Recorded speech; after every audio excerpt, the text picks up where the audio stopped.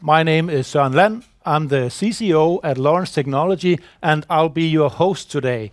Now, with me on stage right now, I have my good colleague and CEO, Kristian Skaarup, and Kristian will be in just a minute, but I have a few remarks for all of you to begin with.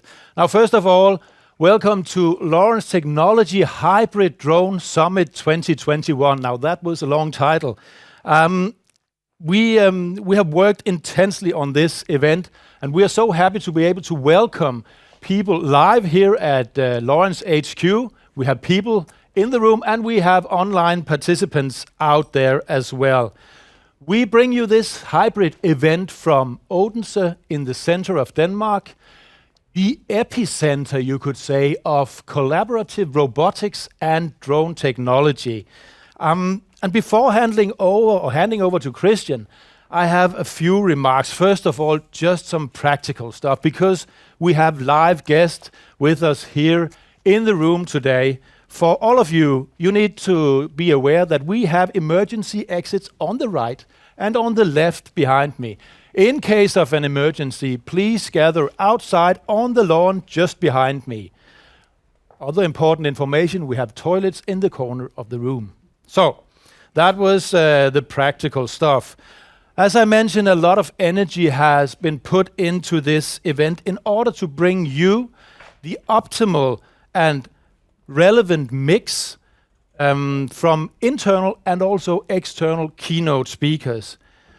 Online, we have guests from all over the world. We know that you out there are with us from China, from India, from South Africa, from Eastern and Western Europe. So we cover basically the entire globe today. All these guests, live and online, represent different segments of businesses. So we have security, we have police, we have defense, ports, and other large industries. I'm very happy to say that we also have some highly profiled companies with us today in terms of keynote speakers. We have G4S, we have TERMA, and we have Microsoft. So during today's event, we are able to shed light on how drones can and will add value to industries out there. We'll also be able to share insights on how do you actually relate to security when you're talking data security on cloud solutions.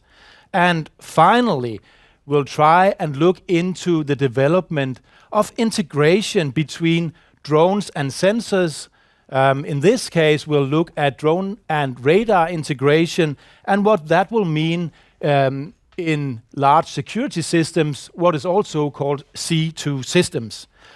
And we know that time is precious, so we'll do our utmost to stick to the agenda during the day. But I will say, and here it comes, you all know Murphy's Law, and that is also applicable for today, because the bridge between Zealand and Funen, where we are right now, is closed. It's slowly opening up, so some guests will be stuck out there, and we also have one keynote speaker stuck in line.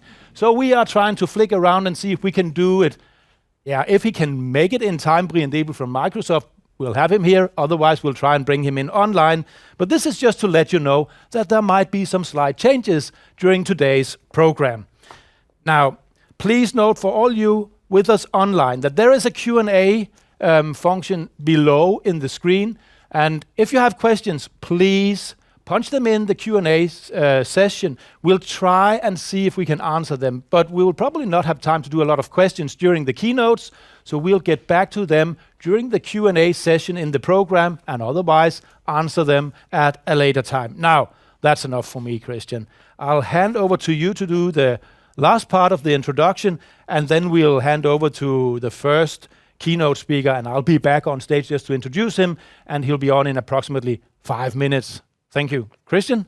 Thank you. Yeah, first of all, I would also like to thank you all for being here today, both the people that we have in the room here, but also all the people that we have online. It's a great pleasure to host you. It's nice that we actually can host you. Then I would also like to give a big thanks to the Lorenz team. because actually without the team, and the team is actually, they are most of them in white shirts today, so if you have any questions regarding the products or anything, please don't hesitate, go and ask them. They will be answering your questions as good as we can.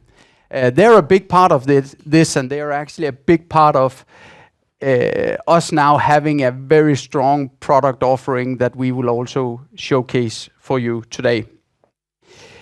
We will showcase our products in different steps. We'll present you some of the brand new stuff. First, we will have Jesper Bach, our port expert, in. He will tell you about how our AI is developing on ports. So the port AI will be presented. We will have Anders Olsen talking about how our remote control drones are operating. The remote control is actually a 4G remote control setup. And then after that, we will have Wolff, who will tell us how the Lorenz Hive has developed. The Lorenz Hive is our cloud platform, so you'll get insights on how the cloud platform is developing. And then, last but not least, I'll try to give you some insight on some brand new products that we're bringing to the market that will help improve perimeter security. But first, just a bit of insights that I would actually like to share with you on how we as a company see the future. And hopefully during the day today, you'll see steps towards this strategy and this vision. Because as you see on the screens on my left-hand side, we're in the middle of a huge technology leap or a huge technology change. We have now seen for some time drones and robots go into indoor facilities, but what we are seeing now is that drones and robots outside is developing very fast. We have seen so far a lot of tasks being handled, workflows being handled by people, by manpower, and using simple technologies. We are now seeing, actually at this moment, we have clients starting to implement drones that are AI-driven, meaning that the drones will start to interact with the, the environment where they are operating. We're also seeing everything being real-time, meaning that all the data, all the decision-making is now or can now be done based on real-time data. And the last thing is that we expect to see in the future that the drones and the robots will be interconnected and they will start to cooperate by solving tasks together. So, we see drones and robots as tools for data collection. We also see them in the future to make sure that we have better surveillance, higher security, and better safety for our people working in harsh environments. If we look a bit ahead, because we have seen some major developments over the last couple of years with electrical cars coming in, autonomous cars, autonomous vehicles coming in, we also want to contribute to that vision on where this whole thing of robotics is going. Because we think that the whole foundation of everything that we're going to do in the future is going to be based on AI, and it's going to be based on autonomy. So we'll be focusing very hard on our AI and our autonomy. And we're doing that to make sure that we can do operations remotely. So we're focusing very much on cross-border control. And just to give you an idea of what that is actually the whole idea of having a control center based in one country, operating drones and robots in other countries. So that's what we are working towards. And last but not least, we are looking into how robots and drones will collaborate in the future.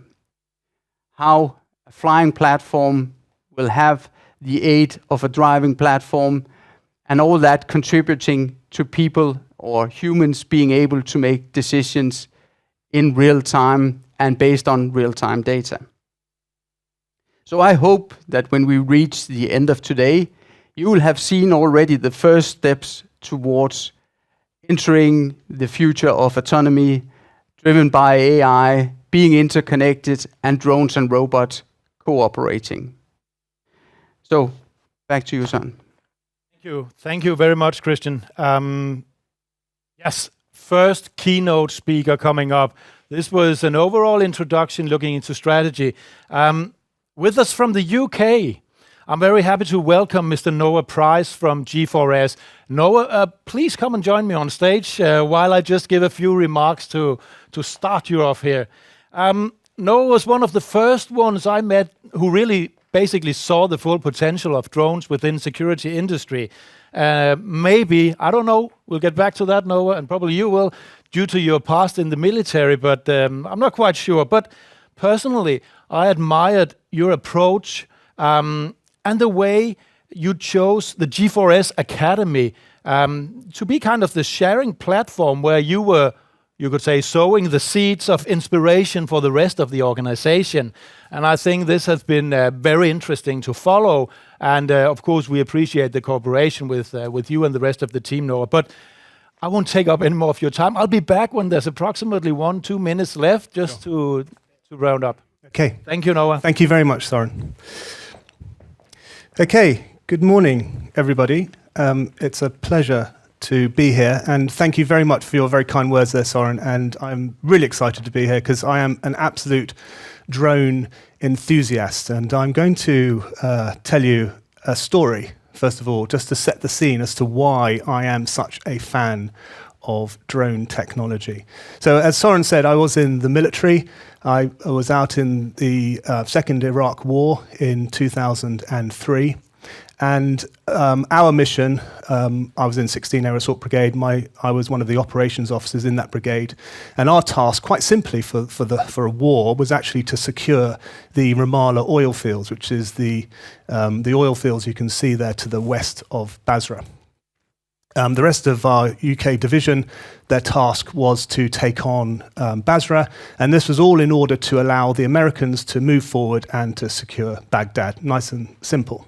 However, this enemy division that's popped up on the screen, 6th Armoured Division, started hampering operations and affecting what the Americans wanted to do and what the rest of the UK brigade was trying to do in Basra.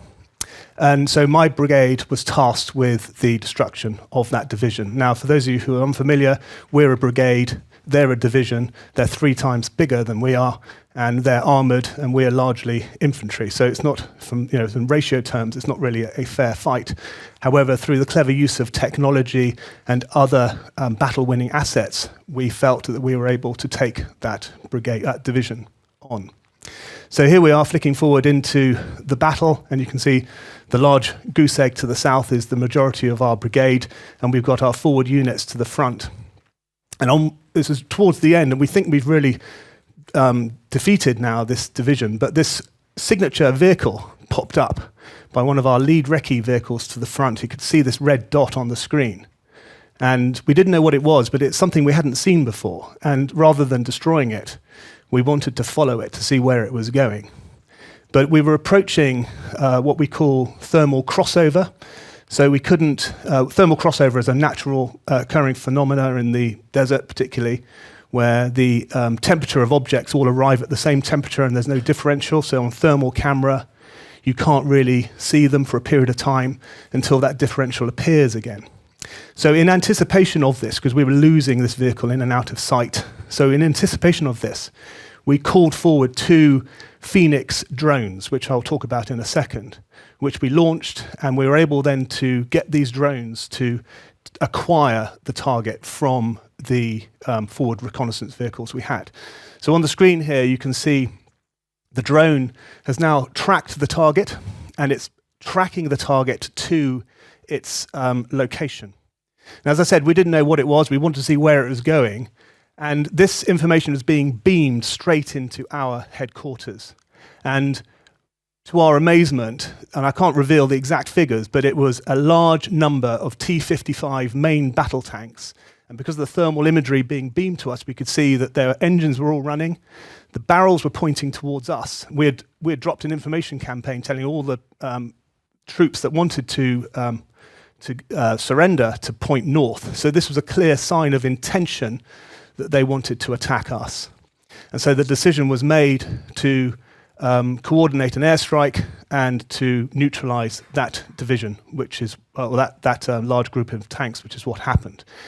I can safely say quite confidently that had we not had that drone technology, there's a good probability that I wouldn't be standing here in front of you today.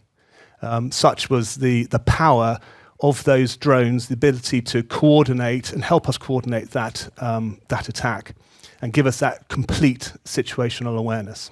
So hence why I am a fan of drones. So here we have the Phoenix drone, and you heard Søren and Kristian talk about the advancement of technology. And this is, to me, quite not laughable, but it's amazing to look back at how technology has advanced from what we're looking at on the screen to what we have available to us now. The HIVE, the AI, Lorenz's AI link can beam across the world timelessly. Here we were limited to a 50-kilometer distance these drones could communicate to. One thing that is certain in life is that the threat is always going to evolve. We are constantly in this game of cat and mouse where we've got an evolving threat and we're having to counter that threat, and then the threat counters our technology, and it will always advance. The threat is malicious, it has intention, and it is evolving.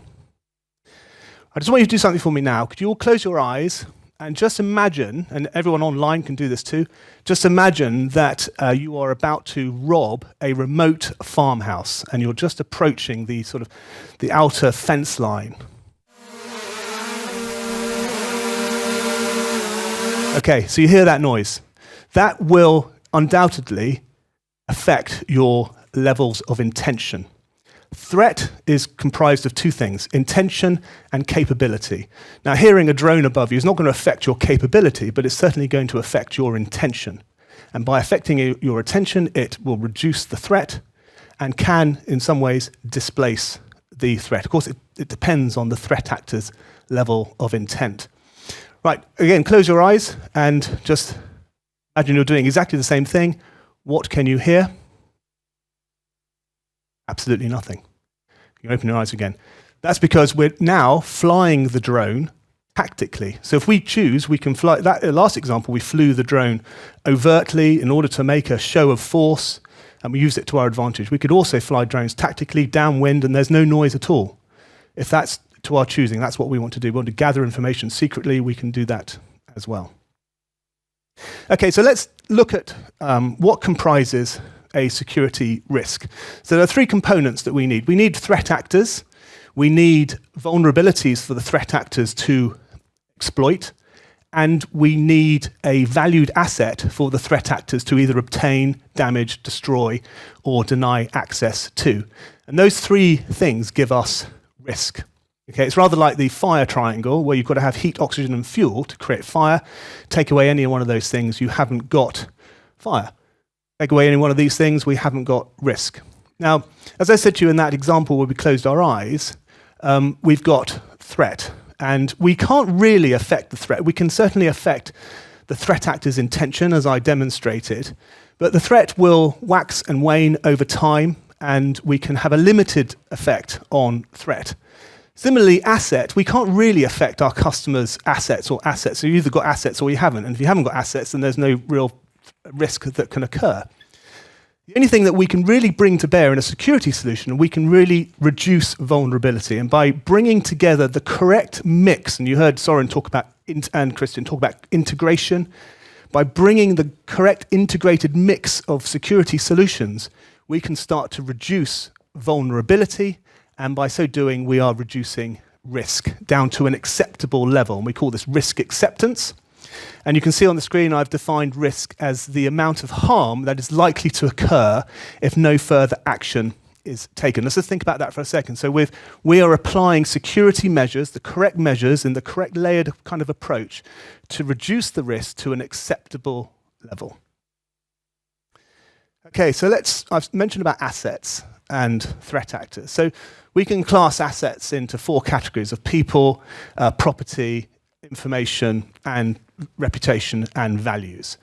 And threat actors are not just one threat actor. You can break them down into different types. You've got terrorists, violent criminals, petty criminals, economic criminals, and subversives. So the point is that it's not just one threat against one asset type. It's quite a complicated situation here. You've got different threat actor types against different assets. So we've got to understand, what are we trying to protect and who are we trying to protect it from? Generally speaking, terrorists are looking to kill people. Violent criminals are looking to harm people. Petty criminals are looking to obtain, steal property.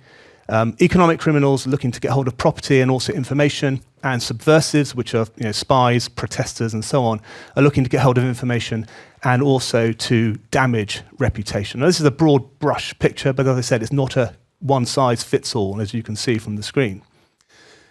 Okay, so let's look at what do we have available to us to resource the security plans. Remember, we need to know what we're trying to protect, what we're trying to protect it from. How do we best protect our assets? Well, if we look at spoken about deterrence when we did the eye closed thing, if we look at a typical security plan, so we have deterrence, first of all. Then we need to control access. We need to make sure the right people are coming towards us and the wrong people are not. We need to detect. And with detection, we need to detect something's coming at us, but with detection, we also need to be able to assess. We've got to be able to assess what we saw. Is it bad or is it good? We then need to be able to delay. We need to be able to slow down what is coming at us, to buy us time and more options. And as we are doing that, we need to be able to respond to what's coming at us, okay? And with that response, we also need to be able to communicate with that response. So that's the penultimate effect. And then the final effect is the ability to record. The ability to record so that we've got factual and evidential knowledge of what happened, maybe for subsequent prosecution or for learning. Okay, so let's look at the spectrum from where we can resource these effects. So we can divide it into 3 buckets of high-tech, low-tech, and no-tech. High-tech, surprise, surprise, is anything with a circuit board, anything electronic is high-tech. So access control systems, CCTV, drones, obviously, robotics, alarms, and so on. Low-tech is anything that is physical that will effectively slow you down. So ditches, barriers, berms, fences, windows, locks, and so on. And then finally, no-tech is, I say, anything with a heartbeat. It's a human or a canine, possibly, or even procedural things will fall into the no-tech bucket. So then let's look at what we can do. So high-tech can deter, as evidenced just before with the eyes shut exercise. You can control access, you can detect, you can assess, can't delay, physically can't delay. It might affect the intentions, which might slow you down a little bit, but physically can't delay, can respond, can communicate, and can record. Now, low-tech can deter, very good at deterring, but can't do much else other than delay. That's its primary focus and aim, is to delay, and then can't do anything else. And then from the no-tech bucket, you can do everything. If you think back the days before even technology, we had to do everything with just the no-tech bucket. But choosing the right mix that's the challenge, and it's about delivering an integrated solution, as you heard earlier. Okay, so let's look at how we could bring those resources together into some semblance of order. So here we've got a customer's world, and within that customer's world, we need to protect people, information, property, and reputation. And we've got the Venn diagram, the risk Venn diagram in the right-hand side there. So as we bring in procedural layers, whether they're procedural from the low-tech or no-tech or high-tech and whatever, you can see how we start to reduce risk. So this is protective marking and security culture. It's just a no-tech item. The need to hold, the need to know. This is all just a non-exhaustive list. Strong rooms, locks, alarms from the high-tech bucket, passes, vetting, escorting, low-tech and no-tech, patrols, access control, CCTV, no-tech, high-tech, no-tech, fencing, lighting, perimeter intrusion detection systems, external patrols, signage, and then finally radar, which you'll hear about later, and drones working together, high-tech. And notice how we've managed to reduce the risk right down to an acceptable level, and we've created defense in depth.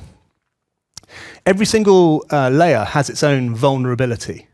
And what I've just put on the screen there is what we call the Swiss cheese effect, where the threat actor can see a perfect line of sight right to the valued assets that they want to get hold of. So what we need to do is to disguise and reduce each layer's vulnerability to make that passage for the threat actor so circuitous that the chances of getting caught versus the rewards that they would get are too high, and we displace the threat to another location. But it is the integration of all of these resources from the high-tech, low-tech, and no-tech buckets that brings together the correct security plan. Drones are a tremendously versatile piece of equipment. On the screen here, we've got a ready reckoner. Along the x-axis, we've got time, and on the y-axis, we've got speed. And if we just focus on the column that's got 500 meters above it, let's imagine we've got a site that is 500 meters square, and it would take a security guard or security officer 6 minutes at an average walking speed of 5 kilometers an hour to walk across that site.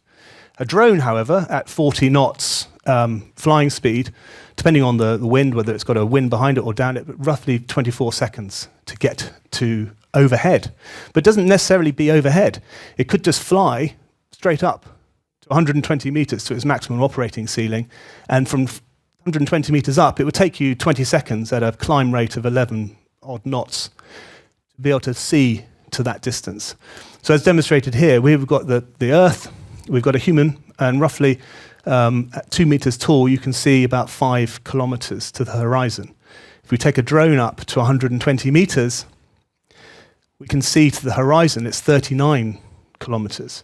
So you can see there's a massive advantage by gaining height. And you don't just have to fly to the target, you can actually just gain height and also fly towards the target. So tremendously versatile piece of equipment. It's not to scale, obviously, and that's what the statistics look like on a graph form. Okay, so I want to talk about now, finally, a scenario, threat actor interruption scenario. In that last ready reckoner I showed you, it takes time for a threat actor to do something. So depending on what kind of things the threat actor is after doing, it could take seconds, it could take minutes. So I asked you to close your eyes and think about robbing a farmhouse. Well, it depends what you're going to try and rob, but that can take minutes or seconds.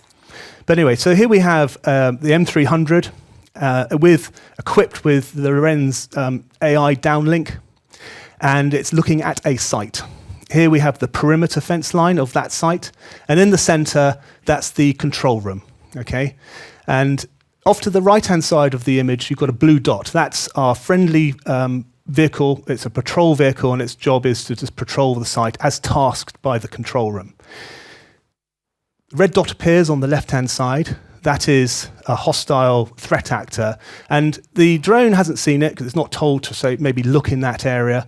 We don't know that the threat actor is actually present at the moment. Threat actor makes his or her progress towards the fence line, hits the fence line, and the perimeter intrusion detection system, part of our integrated security solution, has triggered an alarm into the control room. So the control room goes, what's that?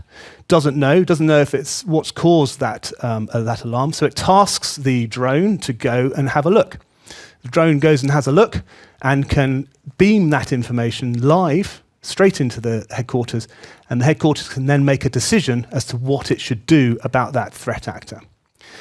The headquarters tasks the patrol to go and interdict, to go and interrupt the threat actors.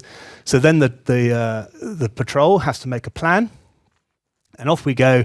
The patrol is moving towards the threat actor. Meanwhile, the drone is following and still beaming live information down to the headquarters that can then keep the patrol up to date, and the patrol then arrests the threat actors, reports that the site is now clear, and the drone can now go back onto station. So in summary, if you remember back to the critical effects that I listed, and I'll just bring them up on the screen here. The drone is pound for pound probably the most versatile piece of equipment that we have, in that it can do pretty much everything. Can't really control physical access, but it can do, and it can't really physically delay, but it can do everything else. And if we reflect back to the story I told you right at the beginning, we were able to achieve a disproportionate effect out in Iraq, and that is exactly what drones can do. They can deliver a disproportionate security effect for their size. And as you heard Kristian and Søren say at the beginning, it is only going to get better when we start to bring in automation, and as technology advances in order to stay ahead of our threat actors, this is only going to get better. Hence, it is a real fantastic piece of equipment, and I commend it to you. Thank you. Thank you. Thank you very much, Noah. Thank you. Thank you, Noah. And I have a lot of questions, but I don't have the time for it right now. But we'll get back to you during the Q&A later. Noah, I can only say mesmerizing. Huh? That's a keynote, I must say.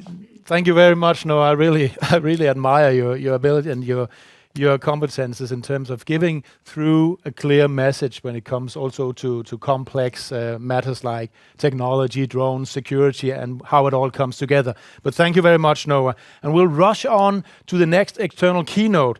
Now, with me on stage, please join me. Thomas Gjørup, Senior Software Architect from TERMA.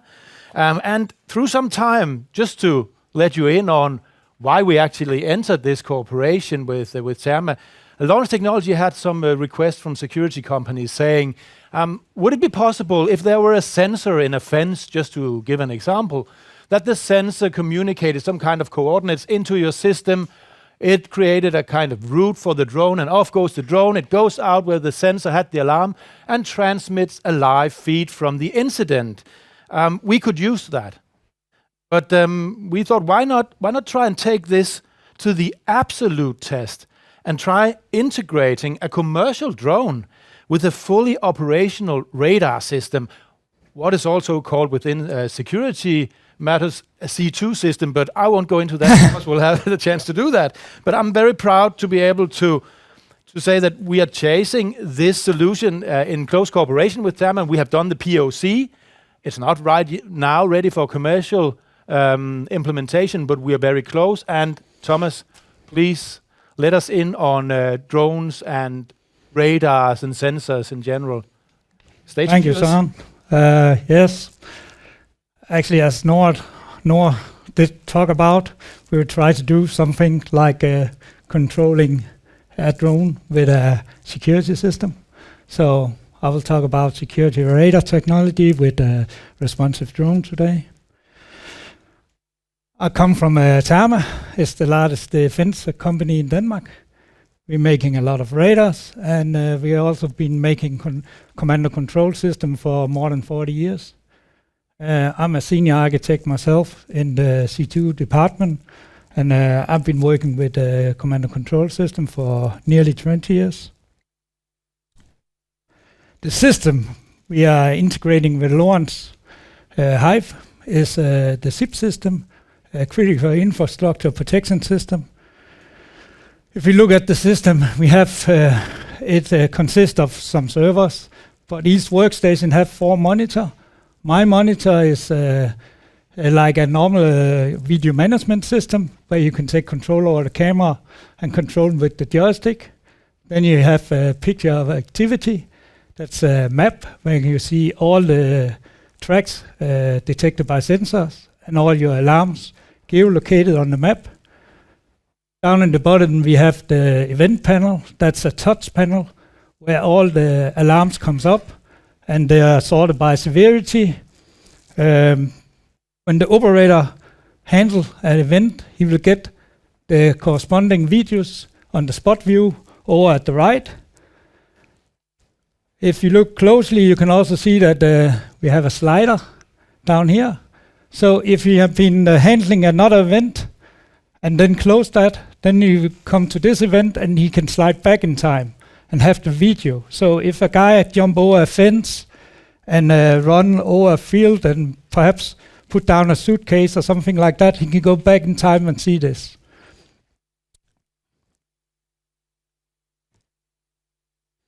Okay. SIP are based on some design goals. I will not run into all of them, but some of the most important is the automatic sensor fusion. All the sensors are fused, so we only get one alarm, even though we have 20 sensors seeing the same asset. We use a lot of AI. The sensors have AI to classify.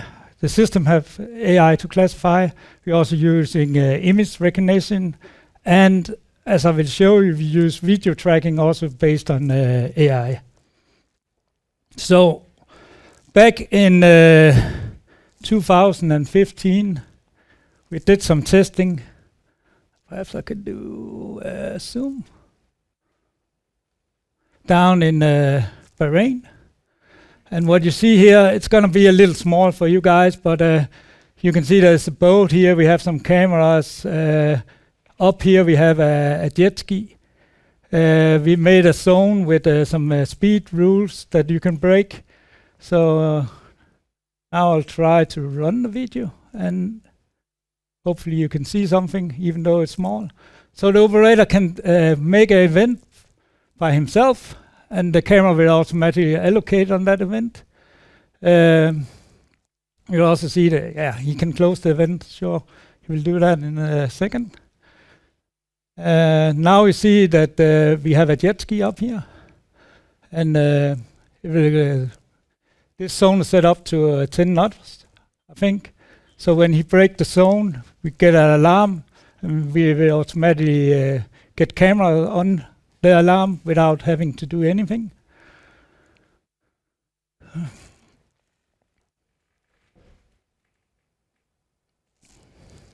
So now we get the alarm and the camera is on.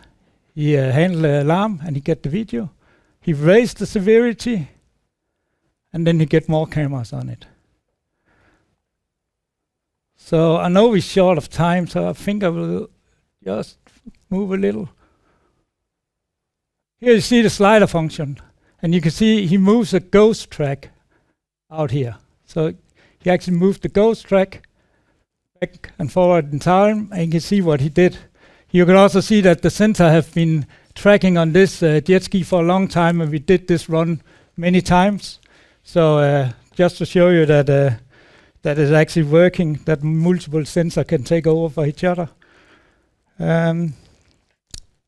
Now we, at that point of time, SIP was only a ground-based system or surface-based system. So now we have been, the last 3 years, we've been working at actually doing drone detection, moving into the drone detection zones as well. This is from the Danish military, was visitors down in Odense airport, where they took some drones with them. And they're trying to kind of get our video trackers to actually take over or don't keep the track of each drones. This is 2 different drones, and you can see they're trying to fly them on top of each other, and we're still keeping tracking one camera here and one camera here. And you can see it at some point in the time, I think it's over here. I have to move forward. You can also see that we're detecting, when it's green, it's drones. So at some point in time here, we will get a bird flying in, and you can see it's not green. It will actually detect that as a drone, as a bird. And in some ways, it's easier to detect birds than it is to detect drones. So another way of tracking could be detect everything that's not a bird, because it's easier to get material on all birds in the world than it is to actually get material on all drones, because they can look really different. Okay, so this is the SIP system we wanted to integrate with Lorenz. So the SIP system are capable of taking all kinds of sensors in. but the sensor we had in Odense airport was the, I just need to find my mouse. Yeah, the Scander 5000, 2 long-range camera, short-range camera.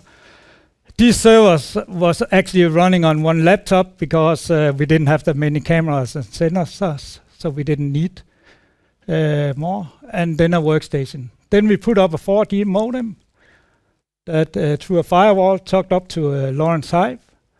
If you look at this, then we have the SIP system here. We have the radar here. The radar detecting something.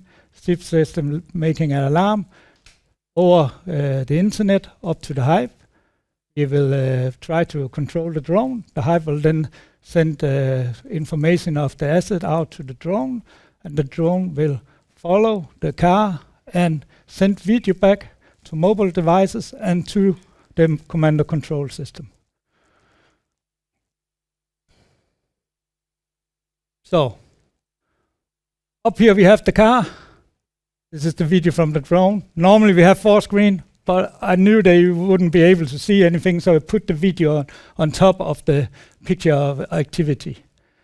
So as we run this video, you can see the car up here. You can see the drone now flying a mission. So it's out flying a mission. When the operator makes an alarm, it could also be a rule doing that. You see the drone react right away. Low latency here. And it's actually sending the video back. So now you can see we follow. And one of the big advantages of using a drone instead of a mounted camera is that, and I will also show you that later in the video, is that we had mounted camera out here, but they're actually not capable of seeing in one of the end of the land, the airport, because there was buses and containers out there. So if I go up here, now you can see I put the history on. Ding, ding. I think it's here. Yeah. So here you can see we're looking into some containers up in this end. So the thermal camera we have on site were not able to see it, but the drones were still able to follow it, even though we didn't have line of sight. And what can we use this for?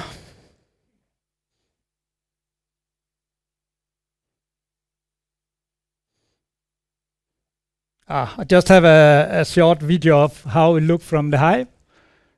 So if you have a mobile device, you can go in and you can follow the drone on the card, and you can also see it. So what can we use this for? We just saw that we can use it for getting video from any alarm back to the system. But we can also use it to patrol, to gap failure, to extend our coverage, because one of the really costly thing is to have totally 100% radar coverage, totally 100% camera coverage of sites, especially if it's large sites. So we can actually make the drones go patrol and then detect and report alarms back to the system.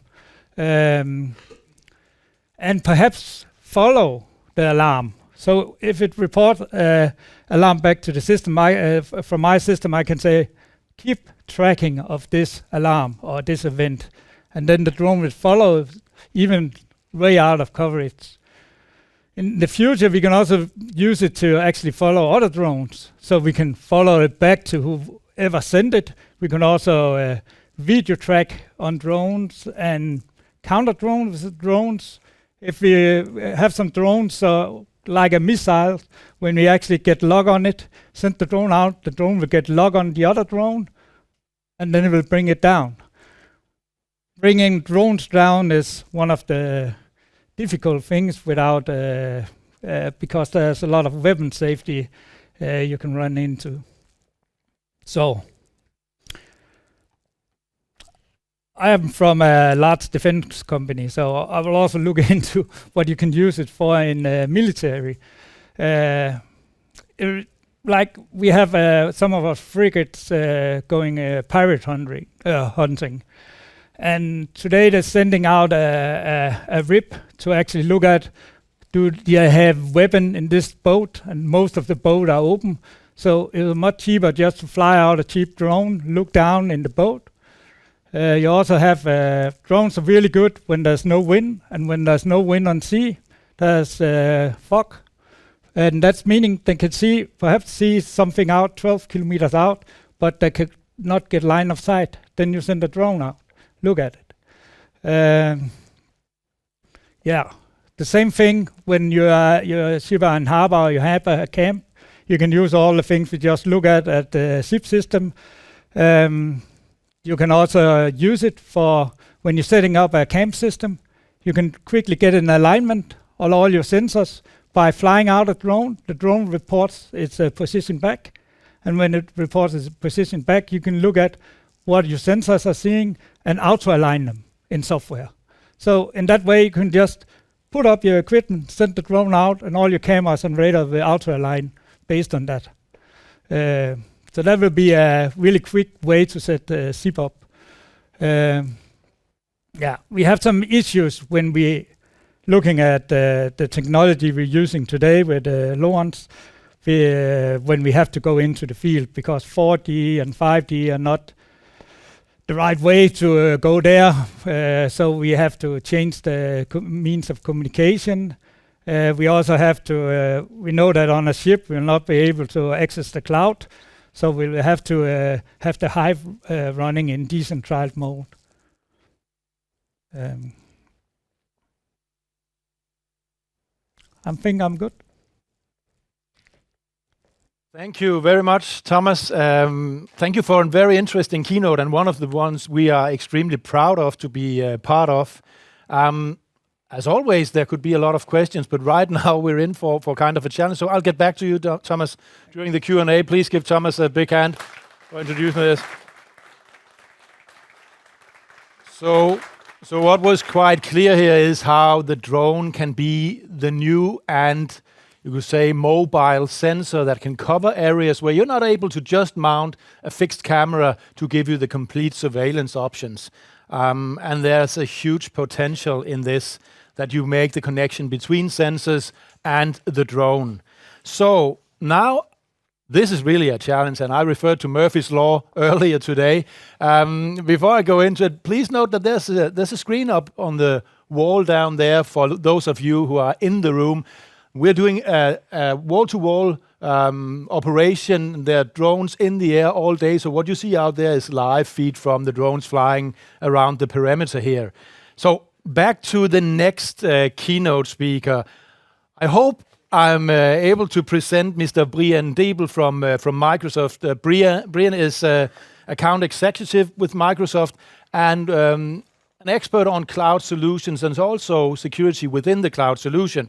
But unluckily, we were struck by bad luck, and the bridge between Zealand and Funen closed earlier today, and Brian ended up in the wrong lane, and he's probably still out there. Yeah, I can see you down there, Brian, and you're still out there in front of the bridge. But we'll try and bring Brian in here. So I will switch your slides, Brian. Could we just have a sound test to hear if you're in here, Brian? Please give me... Sure. Can you guys hear me all right? Yeah, you're through loud and clear, Brian. So just a brief introduction, Brian, to you. Lorenz Technology and our main product is based on a cloud solution. So we're often facing the questions from existing and potential customers when we're discussing solutions with them. How about data security on the cloud solution? And this is why we had a huge wish for bringing in an expert on data security on cloud solutions on LHDS 2021. And I'm so happy, Brian, that you can be with us. I wish you had been here, but maybe later when we are approaching the Q&A, you'll be able to join. And I'll basically just hand over to you, but give me just a small please change slide when you want the slides changed, and I'll do that. I hope you can see everything from where you are. But Brian, the stage in some kind of way is yours. I'll stay here. Yeah, so thank you very much, Søren. So I can't see my slides currently. I'm thinking that's going to switch in a while. I'm just seeing myself double. Perfect, I can see it now. Good. All good. So first off, my name is Brian. I'm the account executive looking out for the most regulated of the public sector customers. So that includes policing, defense, and our national TSO, so EnergyNet, that looks out for our critical infrastructure. And what I'll give you some insights into is the view from the Microsoft lens when we look about hybrid cloud and the regulated industry. So it's going to be a notch higher level than the two previous presenters, but feel free to note down any questions and I'll be happy to answer them as we go along. Can you forward the slide, please? So I guess everybody knows Microsoft. And at the core of our mission is very important here is that we're looking to empower every person and organization on the planet to achieve more. So it's very essentially about how do we actually amplify human ingenuity. So it's not about replacing humans, but it's basically how do we actually make them better at doing what they do and how can we support that as an overall. If you move to the next slide. If we look at the defense and intelligence industry, which is the lens I'm going to talk about today, these are some of the key trends that we are seeing overall. Of course, there's an accelerated motion around remote work adoption, that you need to be able to work from anywhere. That's kind of like a given in the Corona situation. But cyber is just becoming a completely different ballgame because there's coming so much more additional attack vectors. And also what we're seeing is that cybersecurity and cyber attack is actually becoming a new battlefront. Another big thing is the desire for classification on AI, IoT, and technical edge operational capabilities. So how do we actually utilize things like drones in both the operational picture, but also in maybe some of the non-classified scenarios? So these are some of the common themes. And as Søren mentioned, there's this growing appetite around cloud.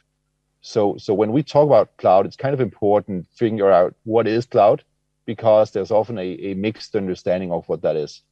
But key from the Microsoft side, we are looking all about alliances and partnerships with our partners, with our customers. So figuring out how do we actually make these innovative tracks and try out stuff together to showcase and utilize the business value for each organization. Please go to the next slide. So when we look at the Microsoft Cloud, it's another theme where a lot of organizations, when they think Microsoft, they might know us for Office 365, maybe they know us for Windows and other commercial consumer products. But in reality, when we look about the cloud, it's a multitude of different types of services. Oh, I can see that people are unable to see the slide online. I don't know if it's only for the presenter. Søren?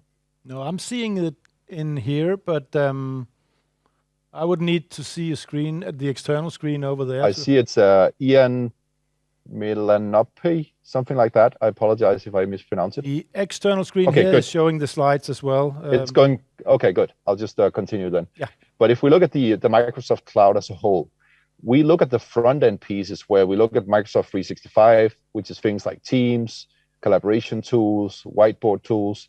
We look at our business applications. We look at our agile development platforms like the Power Platform, where we have robotics, AI building. We look at open source. And what people don't realize is that 60+% of utilization of Microsoft Cloud is open source. It's Linux and other components like that. And at the bottom layer, we have the huge component around Microsoft Azure, which is infrastructure and data capabilities. It's more than 3,000 different services that are utilized in Azure. But across all these stacks is embedded identity, security, management, and compliance. And why is this so important? Because you need to control your data. You need to be able to classify your data if you want to move them around, especially when you talk about cloud and hybrid cloud. So basically, how do you do your data governance? Has to be embedded throughout. So for instance, you could capture a data point through a drone and then move it out to an app where a user could engage with that app to, for instance, investigate the hole in a fence or something similar that the drone might have identified. So how do you actually make these things fluid in the way that they interact? Please move to the next slide. So if we look at the whole thing about cloud, as Søren said, it's all about trust. Also on-premise things is all about trust. So from the Microsoft side, we are now present as a leader and visionary in, all right, you can, okay. So we're visionary in more than 7 different quadrants when we talk about security. You can go to Microsoft Trust Portal and get a lot of insights on the details and what's going on around trust in general. We also just released a new defense report, which is around what is the cyber picture, what are the big threats, what's going on, and what are the cyber elements. If you want a link to that report, I can happily share. But if we go a little bit further, why is this trust piece so important? If you just move to the next slide. So it's all about keeping everybody safe. But why is this becoming a bigger issue? So if you just look at these numbers, it's just staggering. For instance, that in federal, more than 31,000 security breaches happened. More than 100 million new pieces of malware were created in 2020, just with new pieces. And also, if you look at the IDC and Gartner, their estimates is that cyber attacks cost more than $3 trillion, which is just insane numbers. So you've all seen and heard about the breaches that happened just even locally in Denmark, where organizations, even commercial pieces, have been hacked or down, can't sell goods, or have been attacked by malicious malware and captured their data. So obviously, this is a big concern for many, and in particular, when you start talking about drone information at the operational end. Next slide, please. So if you look at the investments from the Microsoft side, we invest more than $1 billion in security alone annually. When we look about how much we scan and look into of data, it's an insane amount of data points across all these cloud domains, but also where we use diagnostics where it's allowed from different movements and behaviors. So using behavioral AI to see what's going on. And you can just read the numbers here yourself, but it's just impressive how much data and insights is there. And these are possibilities where our partners and customers can tap into these insights. And a lot of it is just out of the box and available for them directly. Next slide, please. The other piece when we talk about security and compliance in cloud is that within the cloud domain, you're actually able to, with infrastructure as code, to do a blueprint. So abiding to different rules, for instance, FedRAMP, but also in other regions, we could go for the G Cloud in the UK. If we go to US, we announced 3 months ago that we can now go to top secret level in the US government cloud. So that is, of course, a different region, but still, it just showcases that you're able to go to very high classified data in public cloud.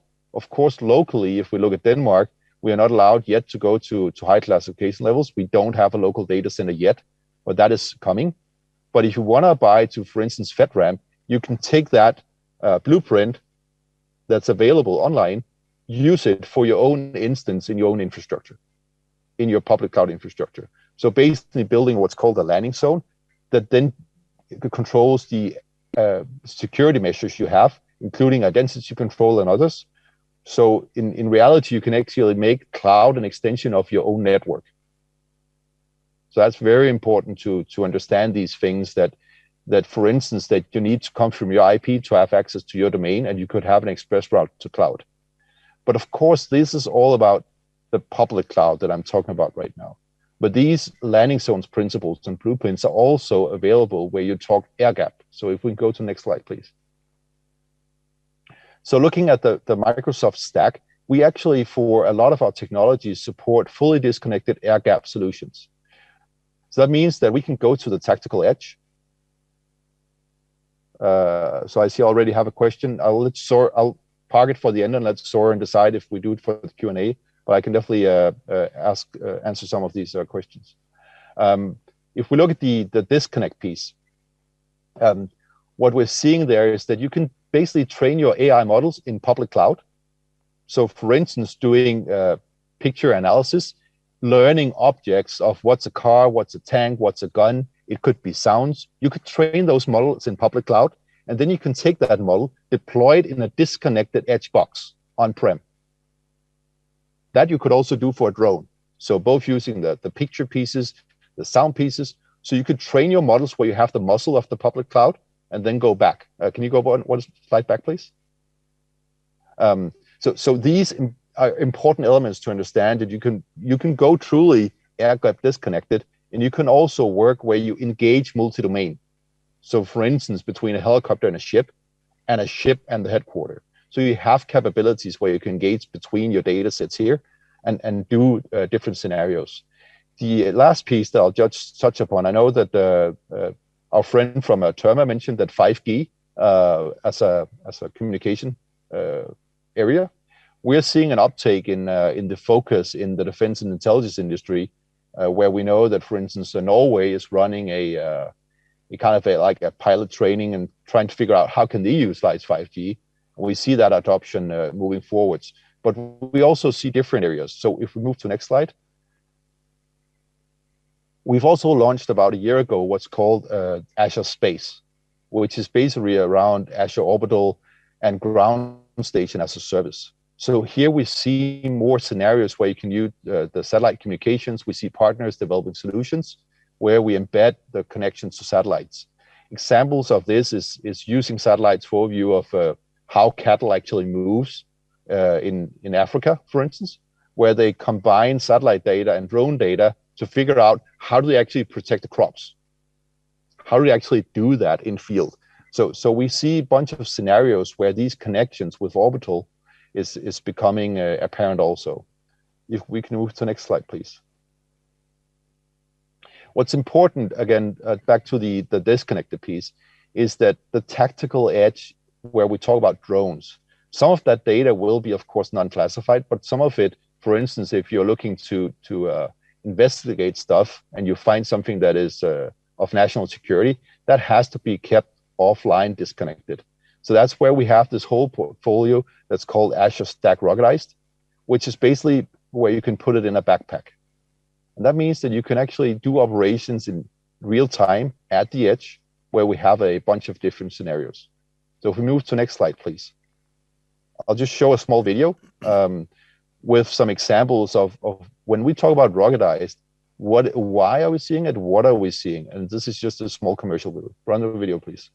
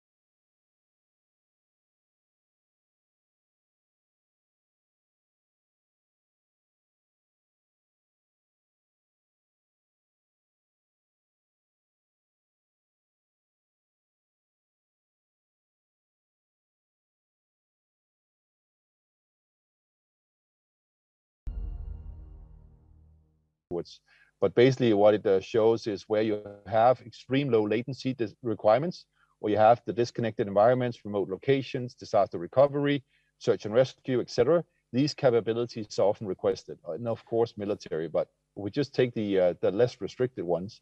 We see these possibilities where you utilize, for instance, drones and use these Xboxes. What you saw in the video, just briefly, was an example of how small they have become. You can get them in backpack size. That means that you can basically take your AI algorithm and use it at the edge, using that engagement that you're doing on site, fully disconnected. So that's just an important capability to showcase. But I'll share the video.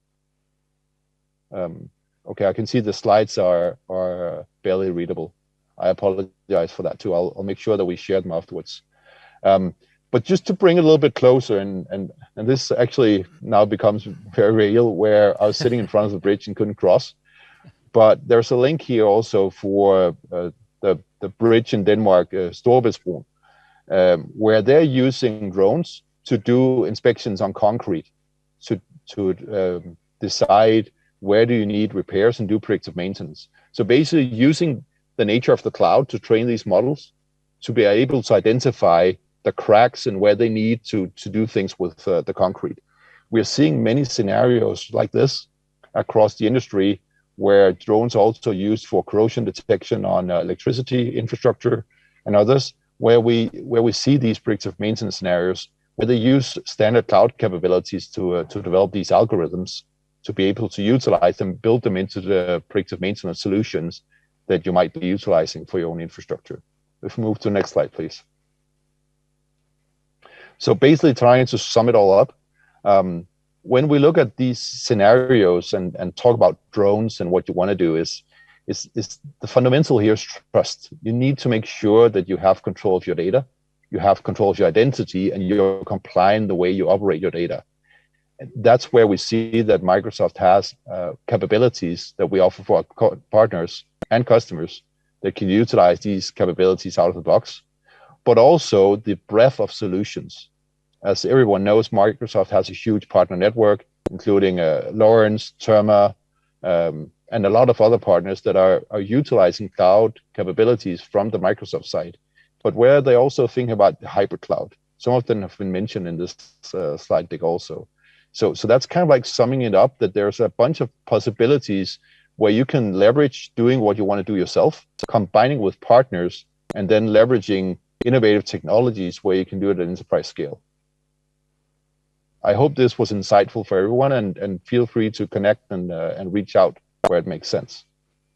Thank you very much, Should we do Brian. Q&A now, Søren? Or? Yeah, no, just hang on a minute, but let's give Brian a hand from the studio out there. Brian, before I let you go, there were questions from outside, and as the careful listener and viewer can see, we have basically placed a buffer of 5 minutes on this keynote. So we have a break coming up in a few minutes. But I have one question for you, Brian, just before we leave.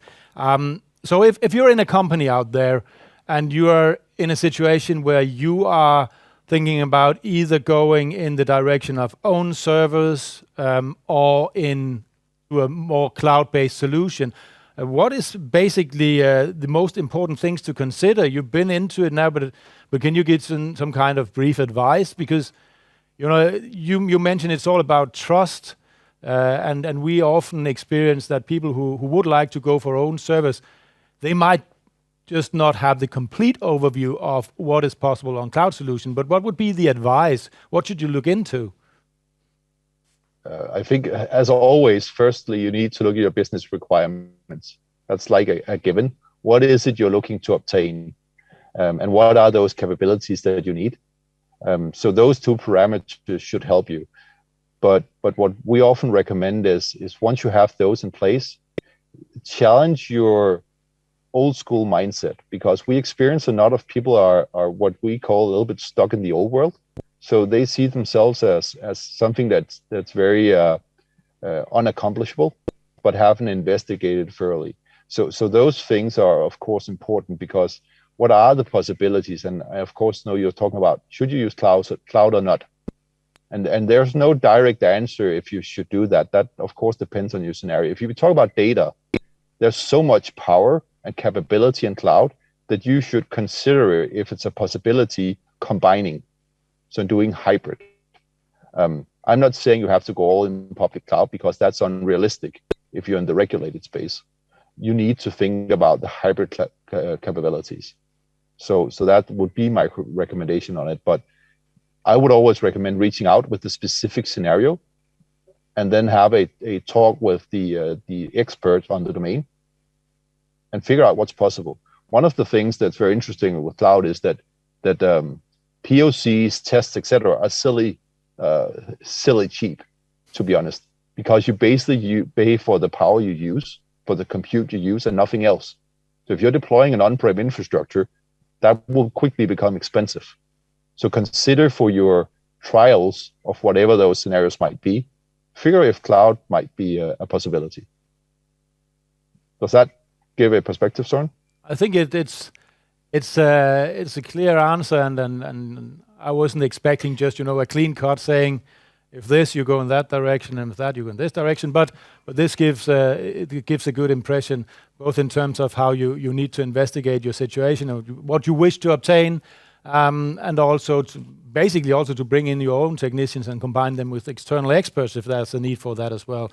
But I could imagine that in many companies it would be an option to go out and consult external experts, because there's a lot of, you could say, prejudice around that is basically the foundation for decisions being made in some organizations. Yeah, that's absolutely. how we see it from here. I don't know if it's the same with you, Brian. Yeah, so I see that there's a lot of bias, especially in this type of industry. There's a lot of bias on has been and what is, both on what can you utilize cloud for, but also what is cloud. I've seen many comparisons to where they see that it's we developed a private cloud, which is basically hosting, which is kind of a funny thing calling it cloud then, because it's basically just hosting servers or whatever that might be. So I think there's a lot of bias, both on the way you look at your regulatory data, what are the actual demands that you're limited by, and I recommend that you just consider them in a full picture rather than bringing the old bias that you've had previously, because there's happened so much, both on the drone side but also on the general cloud side in the past years, that it's a different game. So you need to evaluate what your possibilities are and see what possibilities that gives for your business. Thank you very much, Brian. I hope there's some kind of opening of the bridge near you, because it would be so nice to have you with us live during the later Q&A. But we'll try and see how far we'll get. If not, I'll be available online, but I'll Yes. check if it's opening up. Sounds good. Thank you very much, Brian. And from this keynote, we move into a brief bio break, as we call it. So we have now a 15 minutes break, and we'll be back at 10:30. So all of you here and also online, go grab a cup of coffee, but make sure, please, that you're back and seated at exactly 10:30, because we will really try to do our utmost to stay on track with schedule for today. Thank you very much. Welcome back to LHDS 2021. We had a brief break for 15 minutes, so I hope that you were able to grab a coffee and get some water and are back with new and refreshed energy. The next part of the program is focusing on the internal achievements at Lorenz Technology, so we'll go through product and new features. First, with me here on stage is Jesper Bach, our sales manager for ports. And ports are a very important segment for the drone industry.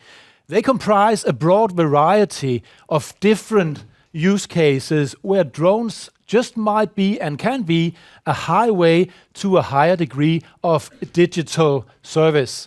Not only digitalization, but also safety for the employees on ground due to the use of drones, and in the end, the way to higher data quality.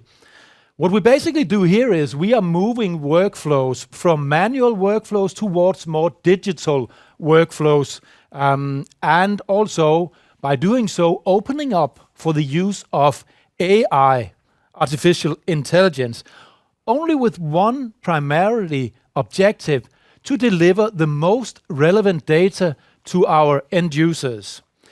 But enough for the introduction. Jesper, I'll leave the stage to you. Yes, and please be do back so. in probably, in 12, 13 minutes to round Perfect. up, but the stage is yours. Thank you very much, Søren, and thank you for letting me present this very important topic. Yeah, AI is almost a buzzword today in the same caliber, same duration, you can say, as sustainability or green transition. So what I would like to do today is simply break down the technology, try to simplify it, and show how we use it regards to ports, which is my segment. So I'll do this by just briefly talk about the past, where we are now, and how we use AI, and how we see the future. So what we saw 4 years ago when we started working with ports was a totally analog workflow. We saw a boat simply got to the quay by using a truck, a crane to lift the boat into the water, and then 3 men in the boat to detect what they saw. 1 person to control the boat, another person to take pictures of the incidents at the quay, and a 3rd person to note it all down on a piece of paper. So, Noah Price spoke today earlier about high-tech, low-tech, and no-tech. I won't be the judge of this part, but I don't think it's high-tech. So we saw a business case here, and the other thing I like to mention is also that we all know it's a harsh environment. It's always windy. This is from Port of Esbjerg, and it's always from the west. So that's a threat to the employees who needs to go down into the boat and to detect the incidents. So we saw a business case using drones instead, simply by fly. And it's very important, we talk a lot about drones, but drone is just a tool in a toolbox. It could be a driving drone, we have that as well. But this case is a flying drone, simply to collect the data we need. On top, I'll just very brief talk about it, because I know Anders will talk about it after me, but we have our edge computing, which is the AI link mounted on top of the drone, sending the data to our cloud-based system, the HIVE, through a 4G, and as Noah mentioned, 5G in the future.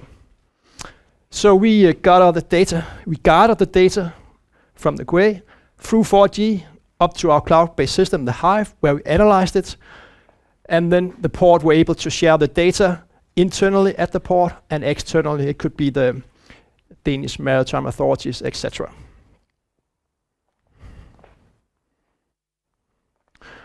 So I've got the permission from Port of Esbjerg to showcase what we are doing there today. So when you log into the HIVE, as I mentioned before, which is our cloud-based system, and you select type detections, you'll have all the varieties of detections on different locations, meaning that the drone has detected the ladders, bollards, and fenders by itself, and then we're able to mark any kind of incident.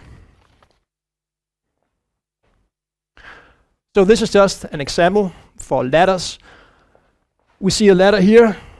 It's under detection, so the drone, the Airlink, has detected the ladder itself, and a person have now manually marked an incident here. We've got the incident report saying this is a rope on a safety ladder. It's maybe a bit difficult to see here, but it's right here. And the incident type, it's an alarm. You can put that in different categories: alarm, observation, etc. Observation meaning, yeah, we know about it, but we're not doing anything right now. When it's an alarm, we have to send a person to carry out the repair to move the rope. Yeah, and it's reported by, and it's assigned to. So we have this assigned to function, which means we can assign the specific task to a person who needs to carry out the repair. Once the person has been out there, carried out the repair, he's able to mark this incident as resolved, and the person who sent the task to this person now knows that it's done, it's been taken care of. Another example here is a bollard. It's just to show the 3 different cases here. It's the same incident report again. Incident name, rope attached to a bollard. It's also an alarm. And you can see here on this map where this bollard is located. So you know where to go when you need to carry out the repair. And the last example is regarding fenders. The AI system has detected this fender automatically. Person have just marked an incident here. We see there's a damage on this fender. Once again, we have the report, created time, reported by, assigned to, and the dates and the location of this fender and this incident. So fly, analyze, share, that's where we are now, basically. So how do we use AI? Yeah, in order to use AI, we need to improve this model by labels, ladders, bollards, and fenders. And in order to accomplish this, we need a lot of HI, human intelligence, simple people sitting at the office, telling the system, train the algorithm, you can say, train the system, train the HIVE, and this is a ladder, this is a fender, and this is a bollard. we need a huge amount of data to move on to progress from here. Yeah, so that's what we have to do in order to achieve flawless perfection, as we always strive for here in Lorenz Technology. I'd like to show you a small video clip. What's happening when the drone passing by the quay? How does it look like when the onboard AI is detecting the bullets, the fenders, then the ladders, etc.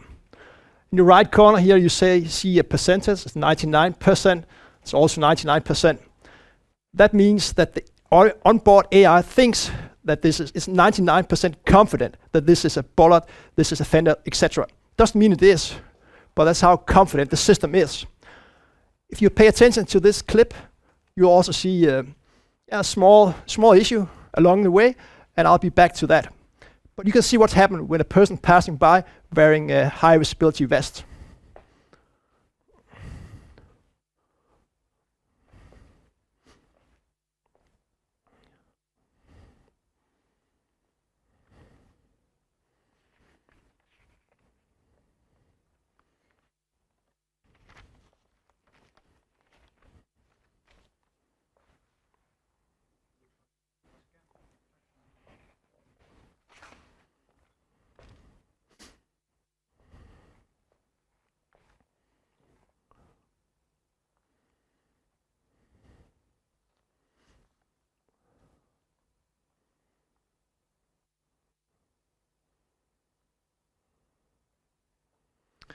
So he's 99% also a bullet. And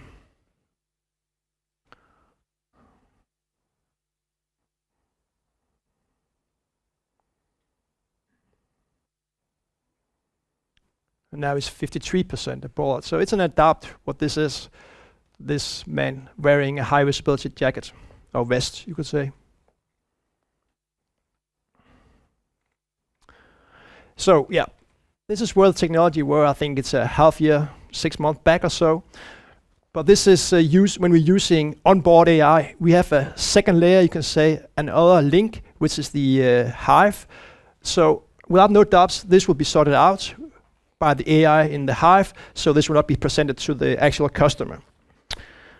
Yeah, so back to the future. I've actually rehearsed that one, but maybe I need to go back to the drawing board. What I see in the future is what that's the advantage of having an AI link using edge computing. It's what I call behavior-based flight, meaning the drone can act upon what it sees. So let's see it's passing by a fender. This is just a fender just for an example. It could be anything else.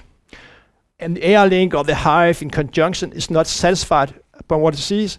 We can send the drone back to a specific fender, making a 360 around this fender, new pictures. We just have a test, a demo in Port of Hirtshals, the very northern part of Denmark.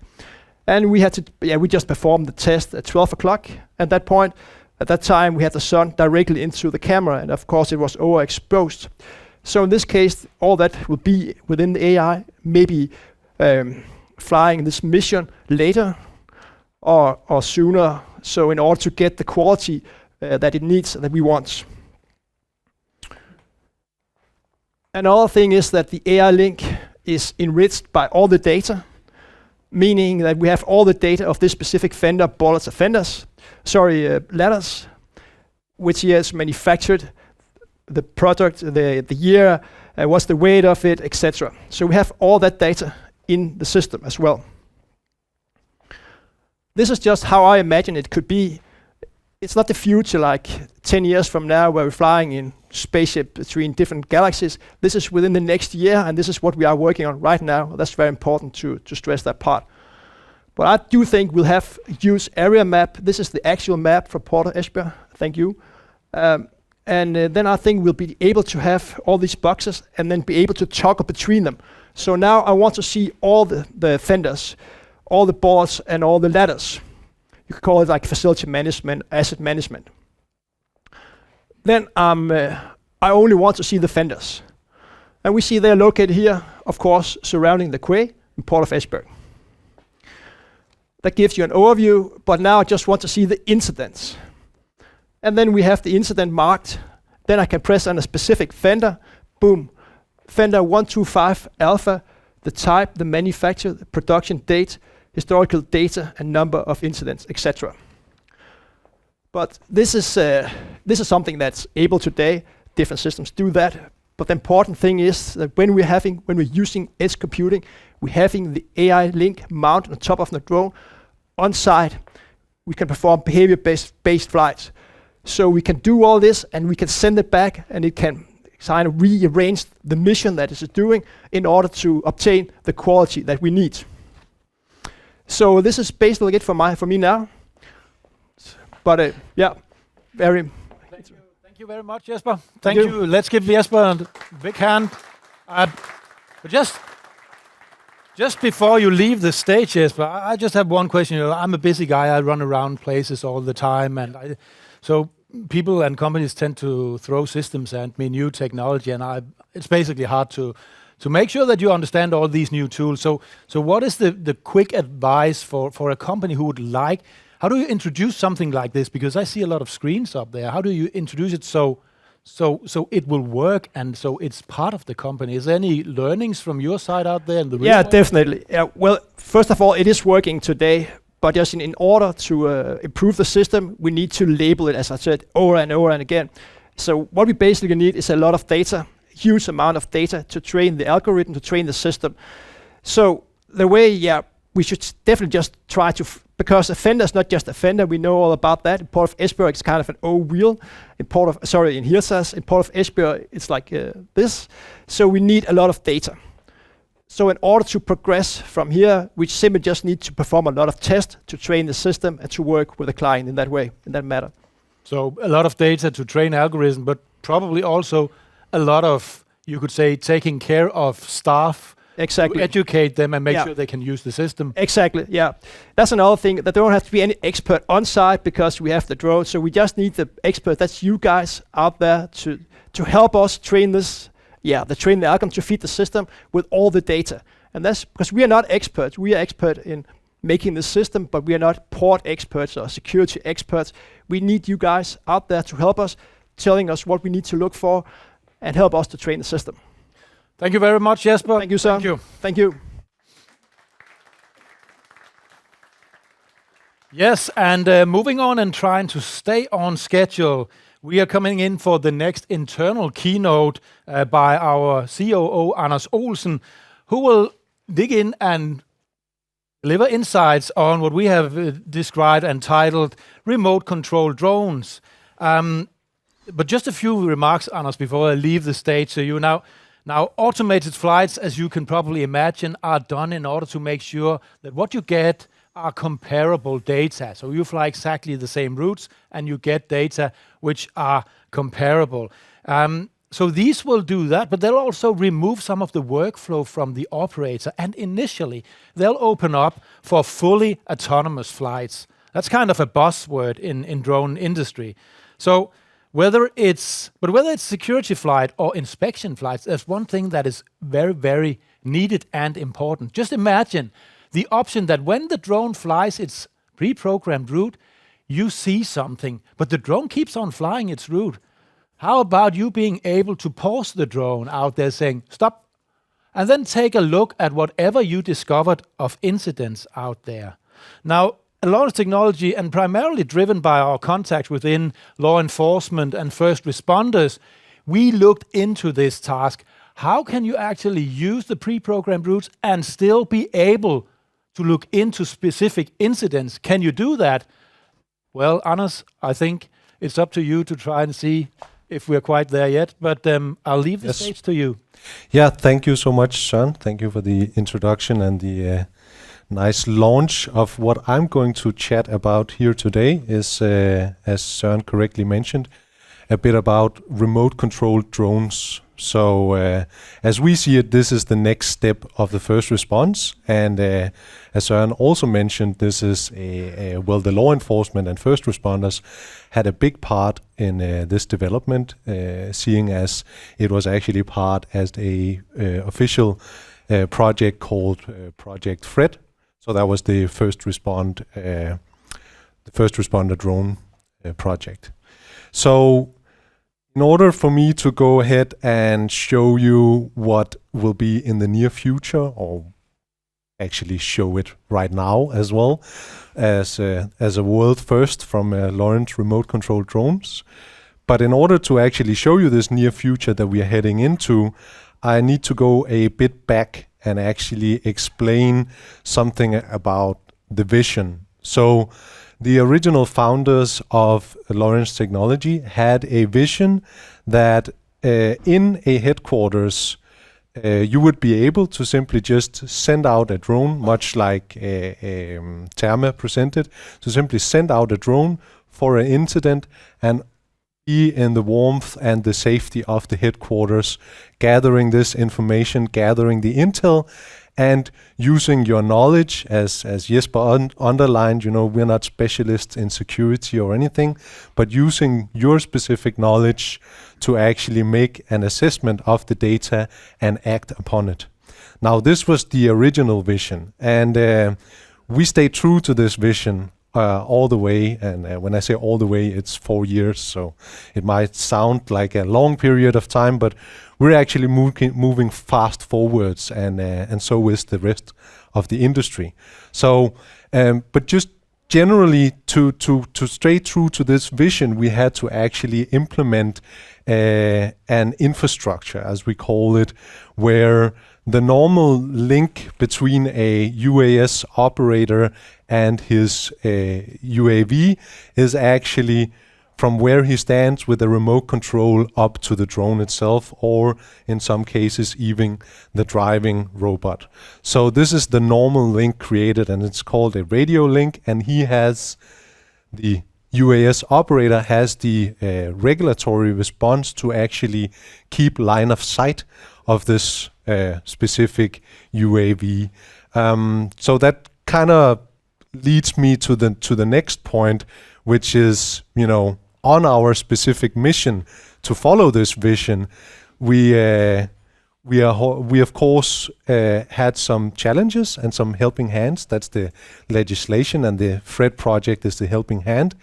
But the technology that we needed to develop to stay on track on this mission to fulfill the founder's vision was basically we wanted to develop this cutting edge technology, and you see it behind me on the pictures.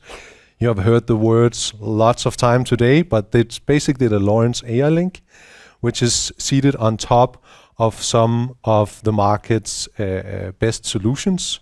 So one of them is the drone that you also see behind us. It's a M300 from DJI. It's one of the most, I would say, cutting edge, cost beneficial platforms out there, because obviously you can gain a lot of crazy features if you go higher up in price. But we also had to integrate to driving platforms, and I know the CEO of Lorenz Technology, Kristian, is looking forward to his moment on stage later, talking about that. So that was basically the technology that we need to develop together with the Lorenz Hive, the cloud, connecting everything. And one of the challenges, as I mentioned before, the legislation, is actually the UAV operator having to look at the drone, having to be visual line of sight or even radio line of sight to actually operate the drone. Now, this is a challenge to fulfill the vision. But needless to say, we went forward and developed the infrastructure to actually fulfill the vision while actually going into the market, as the previous keynotes have highlighted. And we have been doing a lot of stuff.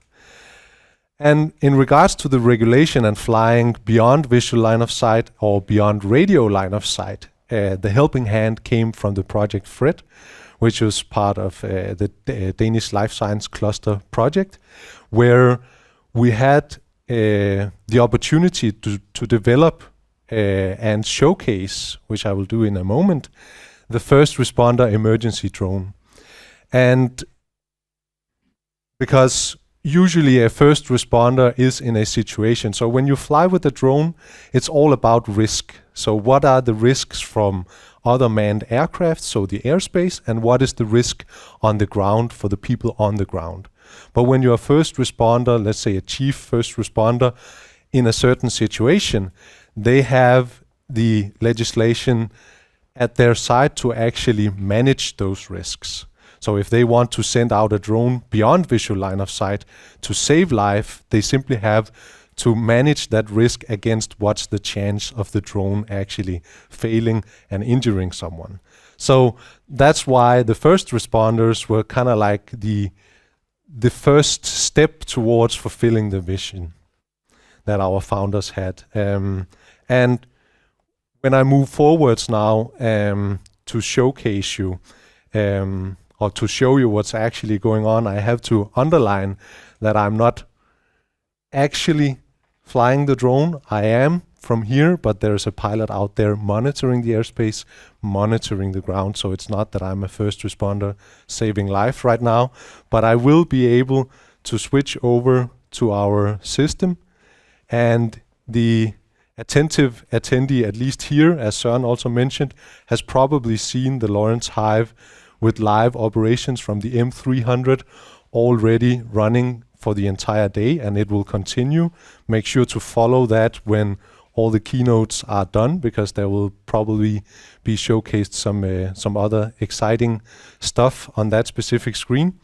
But from my presentation here, what I will showcase is, as you see on the specific site that we have, is the remote control drone. So basically, as Søren mentioned, having a fixed route, it could be a perimeter route, where we want to fly a specific mission. I can do that from here. So acting as a SOC, basically just pressing start mission and confirming that I want to fly a specific mission. I can confirm that, and you will see that this map view will actually change to a video view of a drone taking off. So this is real time from just out here, where I have a visual observer and a guy with a remote controller in the hand to take over if necessary. But generally, my click on the button is actually what is flying this drone, and it's flying a pre-planned tiny route just outside here. And at any point, actually, this is the remote control part that I'm now going to actually show. I can take a click at this button and I will actually pause the drone on its mission. So now I have control over the drone. I have a new user interface, and this is the first features of many to come, because the ideal situation is, of course, also for me to relocate the drone, fly to specific spots. But the first things we are going to incorporate is this. So I have the orientation of the drone. I'm simply able to click at a specific orientation, and I control the drone live. I have the pitch of the camera, meaning that I can actually change the camera to look up and down. And showcasing one of the good features of the M300 from DJI, the Matrice 300, is actually the camera, the payload beneath, because we can also utilize those features, for instance, as zoom, where I can simply zoom in on the specific target. Just a second.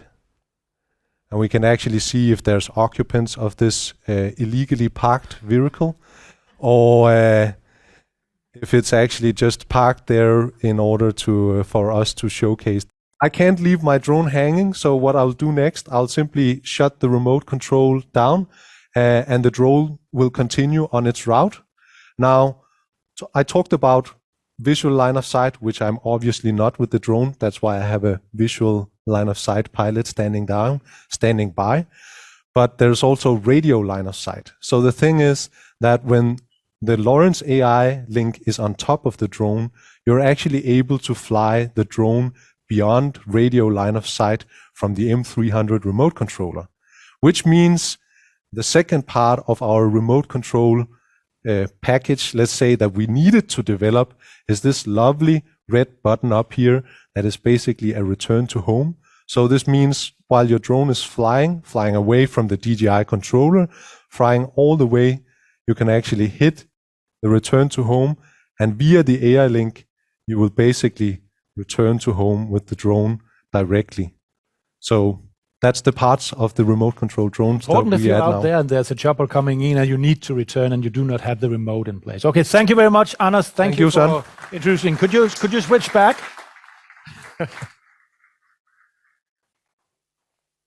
Thank you very much. Okay, we are moving on to the next internal keynote, Mr. Jim Wolff. And I would just like to introduce Jim. Please join me on stage. But the beauty of the Lorenz Hive as software is basically that it is constantly moving, it's constantly developing. And this is development done based on what market insights and market inputs we get at Lorenz Technology. And you all know that all of us have been through a longer period of lockdown, but I can assure you that the only thing that was definitely not in a lockdown was Lorenz Technology development, because they were full-time on development during the entire process and period of time.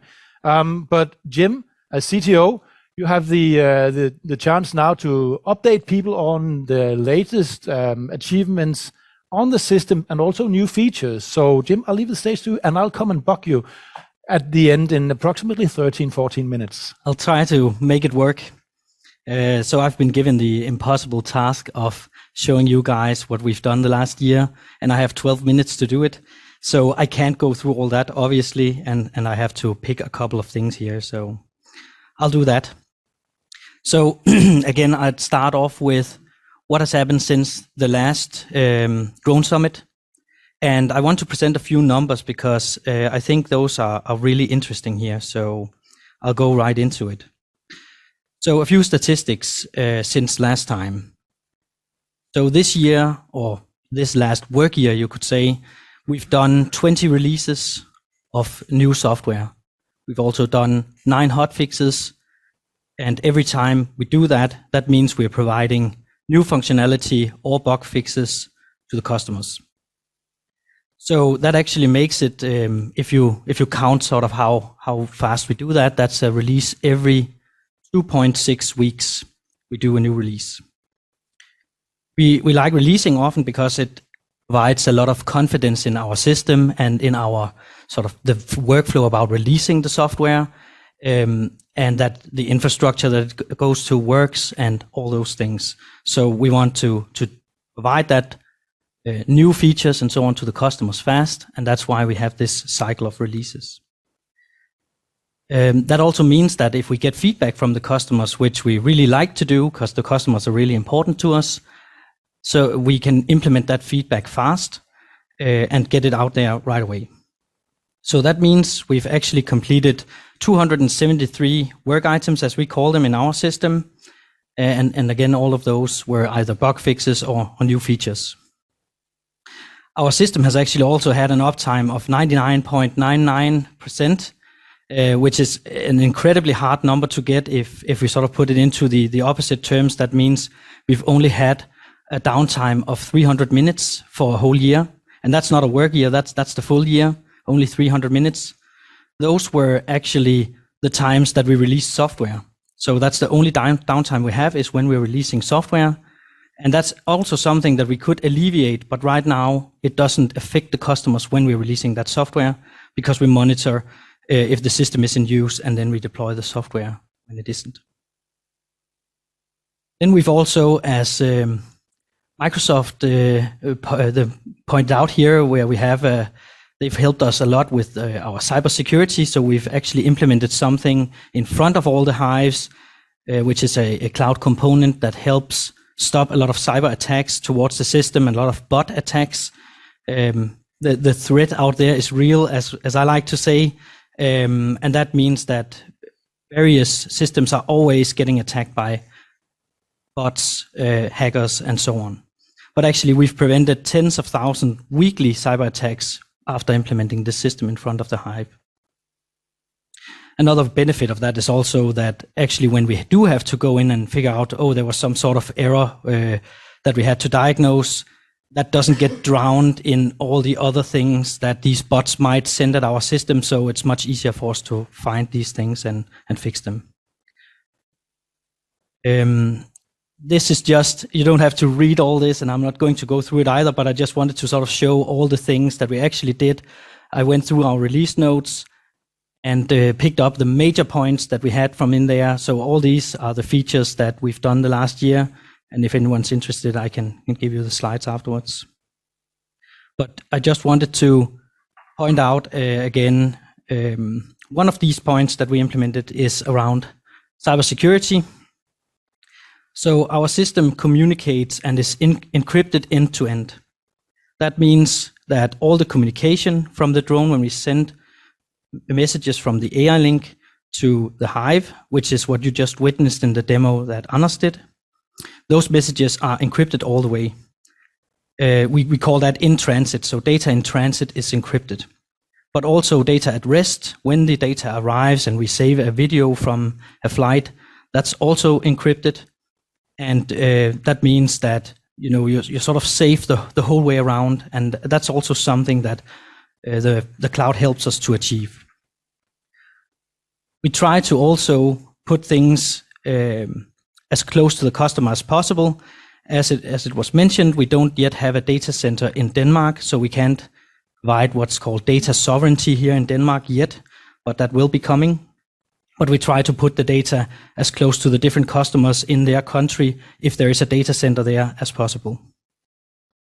So some of the things we did was this new communication infrastructure, the way that communicates between the Airlink and the HIVE is now providing us with faster uploads, more protection against various types of attacks. We don't have to develop ourselves, so Microsoft sort of handles that for us. Then also something called digital twins or device twins, which is sort of a buzzword if you guys have heard about it. We sort of have a digital twin of the drone inside this system. We moved to a safer domain. We now use the Lorenz app domain, which is a secure domain. It's also an only encrypted domain, so you can't access that without the connection being encrypted. Then we implemented a gateway, which I mentioned earlier, that was preventing all these different cyber attacks. This uses a bot protection framework, and it also implements something called the OWASP 3.2 rule set, which is kind of, now we're getting into the technical bits, but this is something called the first line of defense for web applications. That is a big rule set of things that it can detect and prevent. And we also have a white paper coming on that for the really technical people that want to go into that stuff. I'll just highlight a few enhancements. So we implemented feature management. This is a system that allows us to ship new code, like I said, with a lot of releases all the time, but hide it sort of behind feature flags. That means that when code isn't ready to be used from everyone on the system, we can sort of say, okay, now it's an internal preview and the Lorenz users are starting to use it. And then at some point it goes into what we call public preview. It's sort of a beta state where people can onboard themselves onto this new feature so they can get the newest stuff. Even though it's fully ready, it might have a bug here or there, but you can sort of get the benefits from all these new features before anyone else, so to speak, or they can also onboard themselves, but you can get it before it's generally available. And then with the feedback that we get from the customers, we do adjustments, fix bugs if there are any, and then we at some point decide to put it generally available. We've also done something about our user profile that today or before you had to only interact with people via the email, and now we've added things like display names and so on, so it's easier to find people. We've implemented globalization, so we can actually translate the system into all the different languages that we want. And we've also already implemented regional formats. So if you look at numbers or times and so on, it doesn't say, 4 p.m., which is sort of the US way to show time, but you can set it to your local time, and you can also change the time zone, which is sort of important because the drone flights happen all around the world, and it can be difficult to actually understand, we're looking here from Denmark, but we're looking at a time from the UK or US or China or wherever it might be, and that's totally different. So you can sort of get a feel of where the data is, and you can adjust the time zone as you want. And I'm going to talk a little bit about our current work. So what we're working on right now, one of those things is something we call self-service updating. So until now, we had to, every time we also wanted to get these tremendous benefits for releasing fast in the Hive. If we wanted to get those on the AirLink as well, we had to contact customers every time that there was a new update and coordinate with them to get their AirLink updated and so on. So what we're working on with self-service updating is actually building that into the Hive. So now you can get updates fast, and there's an experience where you get told when you have to update the AirLink, and you can actually do it in your own time. You don't have to coordinate with anyone. So if there's a new update, it says, you know, you should update before you fly. And there's various ways we indicate that. But also, it's in your own time, so you can decide not to update. For example, in the case of first responders, you don't want to be blocked by a, you know, oh, it's updating, but I have to go save lives right now, so you can skip the update. And we allow that for a certain time period where we say, okay, well, they have to update within this period. Otherwise, they're just not being active. Then it's a drone on a shelf or something, and they will be forced to update. If it's just standing there for months anyway, we'll sort of automatically update them when they come on. But if it's something that's actually in use, they do still have the time to do it and do it in their own time. The other thing that we are really excited about working on is something that Anders presented and that we have talked a lot about, which is something we call real-time interactive autonomy. So today, all the things you see are real-time. You get the stream real-time. It's a modern solution that has very low latency. So the time between the recording and when you see it in the Hive is below half a second. The same goes for the autonomy part of this is also already implemented. So the drone is flying around autonomously, even though somebody is watching the drone, it flies by itself. We really want to add more interactivity to it. And both Jesper and Anders talked a little bit about it. Maybe you could have it fly around a fender to look at different angles. Maybe you can take over. There's a plane coming. You want to, you know, go down for a temporary period, or you want to. Yeah, the possibilities are really endless in terms of what we can do here. So we want to add that interactivity into the system, pausing it, looking at something, maybe adding a different mission during the mission that is already on. Maybe we want to go somewhere else, inspect the fence, because we just noticed it while we were flying. And all that interactivity is something that we're going to be building into the software during this next half year. That's a main focus for us. All right, then I'm going to demo a couple of features because I couldn't talk about all the features, but I can show you a little bit. You've already seen some pictures. And I'll just quickly try and show you some things from our system here. So I hope that you can see it well. So this is one of the new features that we've made this last year is this files view, where we gather all the files. And this is part of the whole fly, analyze, share. We wanted to separate looking and analyzing the files from the actual flight. Before, it was very tied to the flight and flight logs and so on. And the people that actually had to analyze the data, they don't really care about the drone flight itself. So we wanted to separate it into a new place, make it easy to access the data. And as you can see here, there's a lot of different flight that has happened. We also here have some detections. We can filter on different types that we have, images, mappings, videos, and I'll just show you a couple of these. So first off here, this is if you select a video from within the system. Oh no, actually this is the detections. So that's similar to what Jesper showed. You can see here, you can click on the different detections that happened on a map. And we've detected a couple of people here and a couple of cars. And you can sort of go through them in various ways here. So that's a detection. Then one of the other types we have is a map. And here you can see a lot more images coming in. So the drone flies and makes an image of the area, or many images of the area, and that's stitched together in a map that we can overlay on something like Google Maps or other things.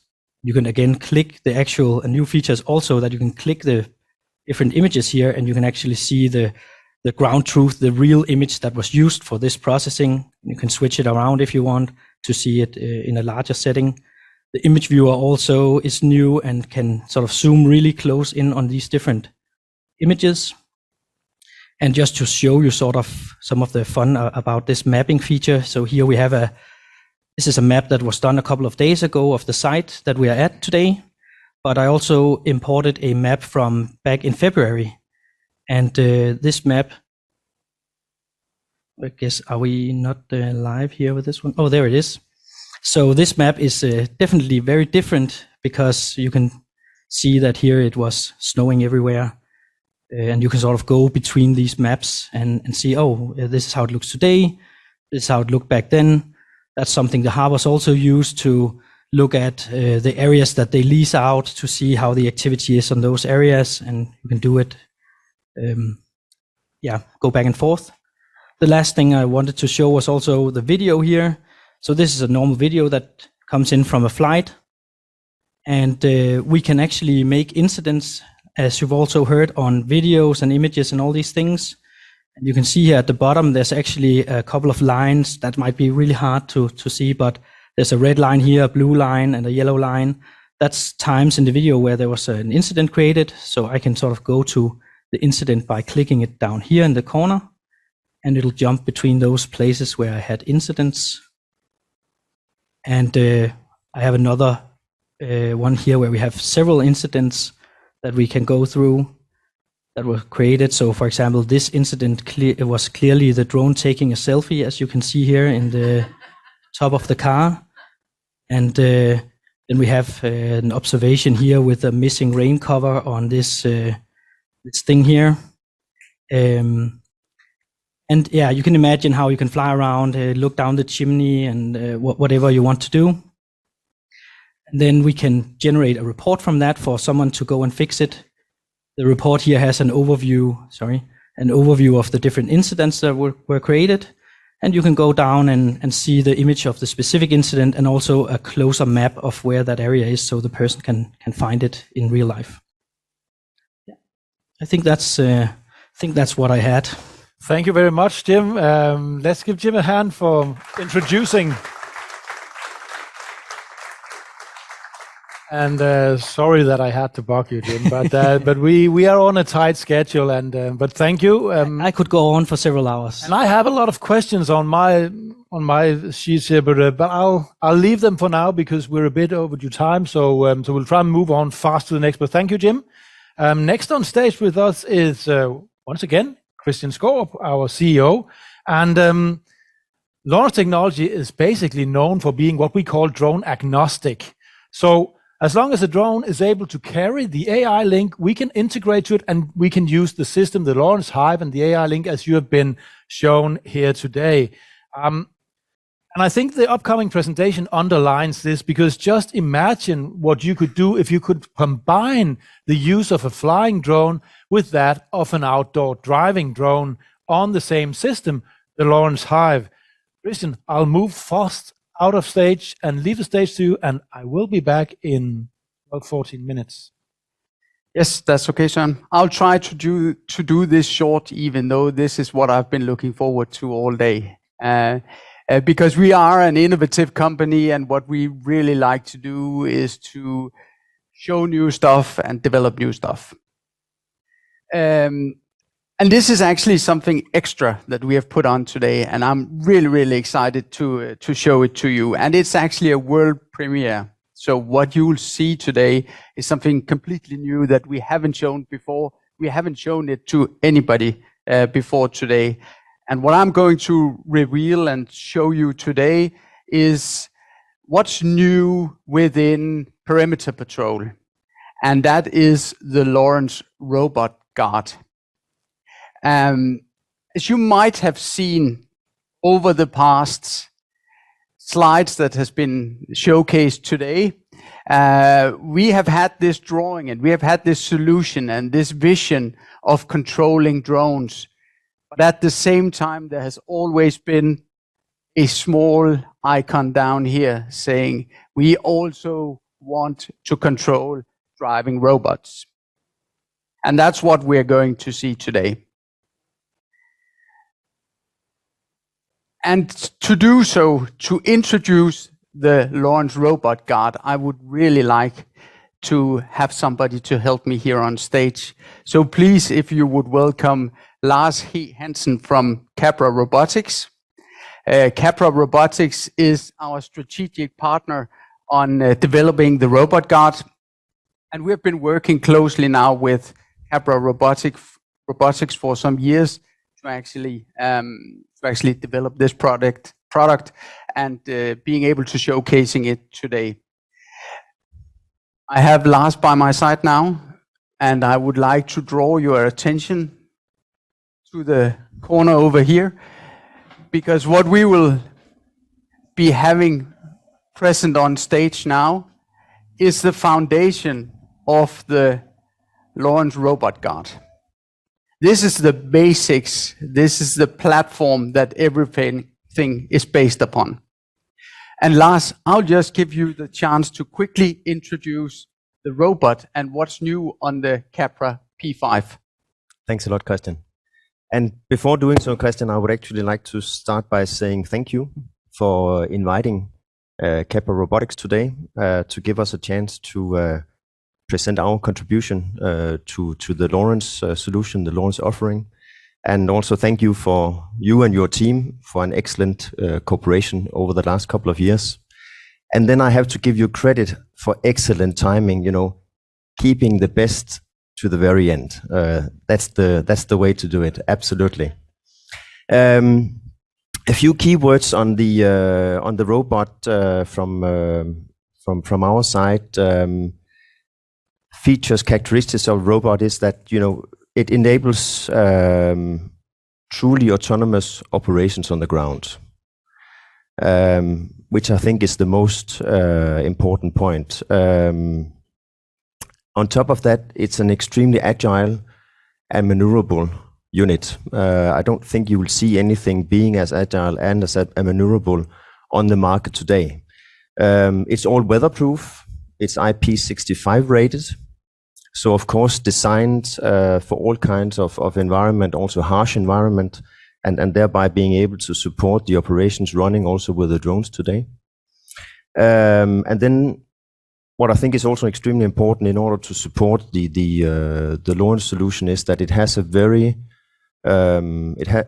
long operations time, and it has a very wide operations range. We can run the unit up to more than 17 hours straight, and we can drive more than 100 kilometers. So really supporting that we need to run 3-shift operations 24/7 to support the scope of the Lorenz solution. So we are happy to be here. We are proud to be here and to launch the robot together with Lorenz.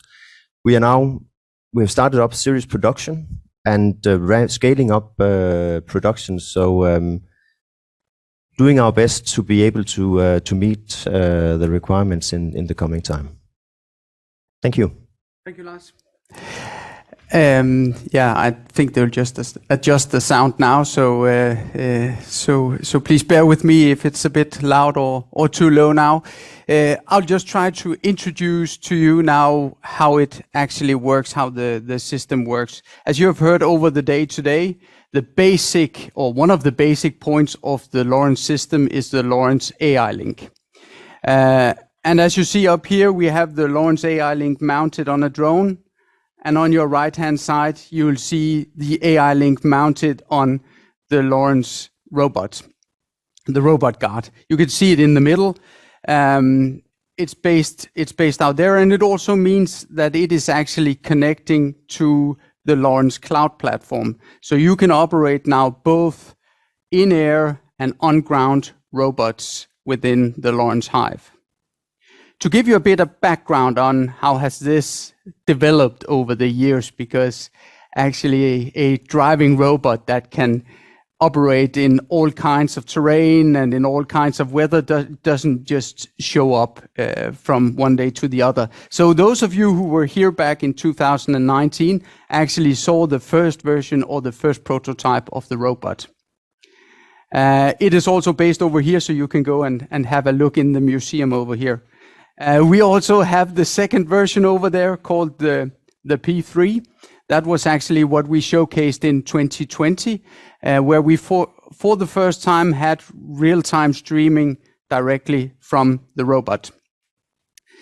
And today we are launching the Robot Guard, and it is meant to be your eyes on the ground. So it's basically a security robot. It's meant to operate in all kinds of weather. It's meant to work actually like the drone, meaning that of course it's not flying, but it's operated in the same way. It's operated in the same system. It has some of the same features as we see on the drone. Of course, when we go on ground, we have other tasks that we want to achieve. It could be license plate recognition or something else where we could introduce more ground-based payloads onto the robot so that we could do more tasks than what we do today. It's all designed so that we can do 24/7 operations. And it's also operating thermal stream. That's the only thing that I'll not show you today, but it is. And it has AI capabilities as well as the drone. It has AI capabilities built in and on board the robot. The business cases as we see them are large perimeters. It's perimeters with fencing.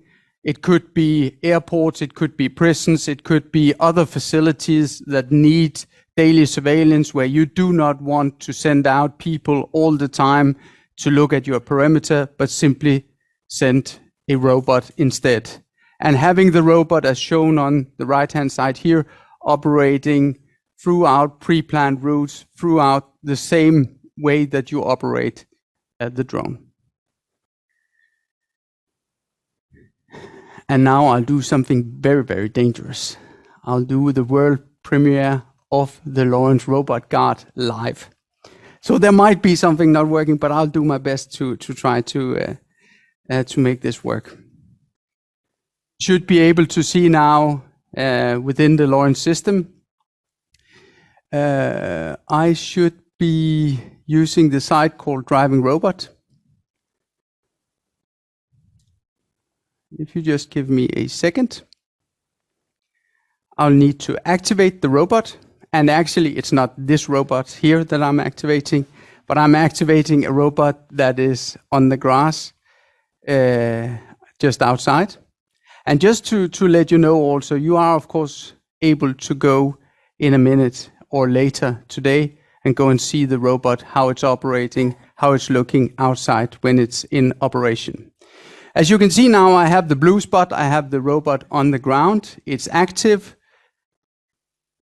And if I want to send it on a pre-planned route, I simply just, as I did with the drone, or Anders did with the drone, I go in, I start a mission, I confirm, and immediately after that, the robot goes into operation.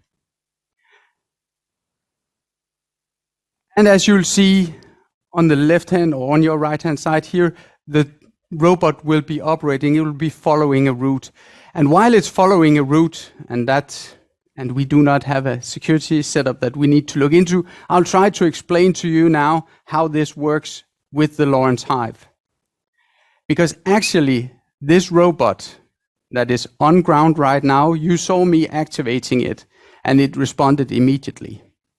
It went on a mission immediately. So, as Jim explained earlier, the communication between the Lorenz Hive, the AI link on board the driving robot is real time. So it's acting within half a second of me pressing the feature. And just to explain to you what happens when I press on this computer, start a mission. Actually, the signal goes from this computer via our internal Wi-Fi onto the internet. It goes to a system running, because this system is actually running in the Netherlands. So it's going to the Netherlands, going back in real time, activating the robot, sending the stream from the robot here, utilizing 4G technology to the cloud in the Netherlands and back here to Odense. So this is the power of both the real-time communication that we have with the robot, but also the power of the real-time streaming that we do. It is real time. As you can see, the robot is now progressing, and as this is a security robot, we would also like, of course, to use some of the security features that we have built into the system. As we have with the drone, we can share the stream, we can send the stream to other users, also outside the organization, and we can pop the stream out into new windows. But what we can also do is, of course, the power of the AI link. I can stop the robot in real time. So now the robot is stopped down on the grass here. As you see, a new window pops up here at the bottom, and I can actually take over control of the camera and try to look at, and this is not me doing this, it's just the camera, trying to look at what is actually over here. We have an intruder, or we have a car that is parked illegally.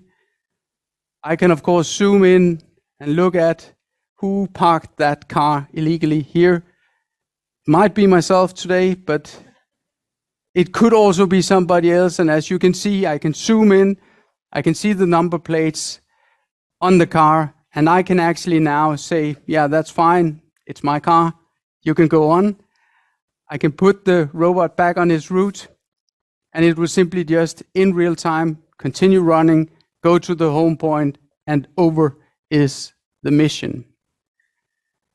So you just got a sneak peek of the Lorenz robot guard that we are launching now, and I must say also thanks to Lars, to the Capra team, to our internal people who has been working on the driving robot. Fantastic job. We have come really far with this robot. And of course, in the future, when we develop new stuff and when I say new stuff, I mean like AIs or AI for the flying robot, it will also be working on the driving platform. So just as a security provider, you will now be able to have eyes in the sky, eyes on ground, the same interface to operate your units, the same interface or the same system to watch and analyze all your data. This AI that we're showcasing now, we will also do a sneak peek of that a bit later today when people start leaving the building, where you'll be able to, on the other screen over here, to see some of the detections we can do with the flying drone. So that was the robot guard. We are testing now in Q3. As Lars mentioned, they are scaling up the production now, and we expect the robot to be available in Q4 this year. Thank you very much, Kristian. On to you, Søren. Thank you. But just stay on, because now I'm in control of time, and I know I can control the rest of the so I'm quite calm right now. But I'd like to ask you just one question now. Yeah. Where do you basically see the Capra driving? What could be the first case for the Capra? Where could that be? Where could we imagine that one in real action? Yeah. We have had people asking us for 24/7 operations, or also robots replacing actually guard services that moves around the perimeter, or maybe just to reduce the amount of guards you need. And those are the cases where I see we can put the robot guard in action. So that could be as I mentioned before, it could be airports, it could be large perimeters, military facilities, it could be prisons, it could also simply be securing critical infrastructure or medical companies, or wherever we see the need for patrolling. The robot could step in and take over some of the patrols. And as we are seeing also that the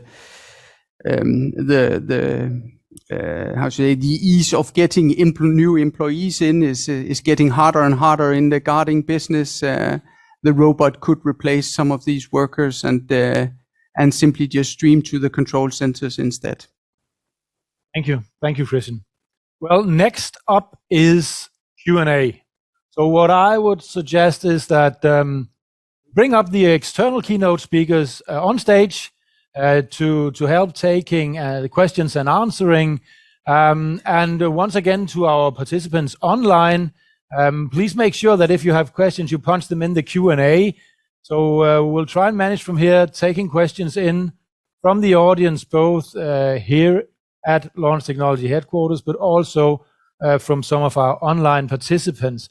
So I think I have an overview here of some of the questions coming in from the Q&A, but let's just start to see if there are questions from the live audience here. We have a microphone, so you just need to mark that you have a question, and we'll try and see if we can get the mic through to you as quick as possible. It seems like people are thinking very hard to find the question, but I know I have one. Noah, this one is that's one of them addressed towards you. It's maybe a bit tricky, but let's try and see where we can get with it. There's one asking from the online audience whether you think the price on manpower will have kind of impact in your thoughts for where you would think of implementing drone technology. Is there something to be said in this connection? Because this might have effect. Yeah, it connects to what Kristian was saying about how the robot can, it's either replace or augment. And I see these as tools, and I see them as augmenting the workforce on the ground, not necessarily replacing, but in some instances it could replace. Certainly in large volumes of manpower, you could take away some of that manpower, that human resource on the ground, and maybe focus that onto some other tasks, because that work has been replaced by these tools. So it's either augmenting, making them more capable, more adaptable at what they're doing on the ground, and passing some of those tasks away. But I can never see the response force that's needed being replaced 100% right now. No, I could actually add something to it, because we have a contact in the south of Africa, and they were in this situation as well, where manpower prices were quite low. But even though it was at the beginning, you could actually hire 5 people, and it was still quite cheap. The issue that really occurred to them was that even though they had 5 guards on ground on the perimeter, things still kept on disappearing. So that raised the question: should the drone then suddenly become the guard for the guards to overview what was happening? But I think it seems reasonable to conclude that it will have some kind of effect. Yes, you will still be able to gain value for implementing drone technology. Okay. Well, moving on, and I'm still looking to the audience here. Feel free if there are any kind of questions. Maybe I'll have to prepare Jesper that I need him on stage for one of the online answers as well. Yes, let's. Yes. Can you hear us, Brian? Yes, I can. Do we have an online question for Brian? Doesn't seem so. No. Let's just keep Brian there if something comes in. I have something for Thomas from TERMA. We have a question: where is it actually? Where do you see the market for the SIP system, including drone technology? What could be the first kind of market? Well, it could be at harbors and airports. Noah just talked about how the drone can actually replace guards. So in Brazil, they have a airport where they have like 200 guards, and they're actually afraid of giving these guards too expensive weapons, because then some of the gangs are going in and stealing the weapon from the guards. With drones, you can just have the SIP system look at the whole area, and then only have a good task force going out. So in that way, you won't have to have guard all over the perimeters. You just can send out, and so. Is it possible there also to kind of predict which areas in the world would probably be the first to move on a technology like this? Is it all over in general, could come from area, or would there be some kinds of specific geographic areas where you could expect they could be the first movers, maybe? Some of the Asian countries and Middle East have not so hard drone restrictions. So in these areas, safety is not as important as security. So it would be easier to get drones to just fly around and look. So in these areas, it'd be easier to deploy them. And I think it boils down to that last question, to the criticality of the loss of the asset would dictate the use of that kind of technology as well. So it's not necessarily the area, but it's just the criticality of loss would warrant the use of advanced technologies like that. And also closed area, because as we see now, you can get the permit. If you're in a controlled area where you know there's not going to be civilian person and stuff like that, you can probably get the regulation to allow you to fly without having line of sight of the drones. Yes, yes.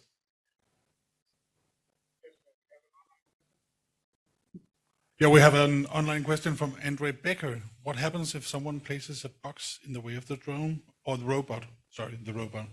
How well does it perceive the world around it? Oh, that's a question regarding the robot, and probably a sensor question. Where do we have maybe Kristian could join me here, because you've been close in on the work with this. So let's stick to that question and see if we can answer it from here. Kristian, do you have any input on that? How does the robot perceive the world around it? What if somebody places an object, a box in front of it? What happens then?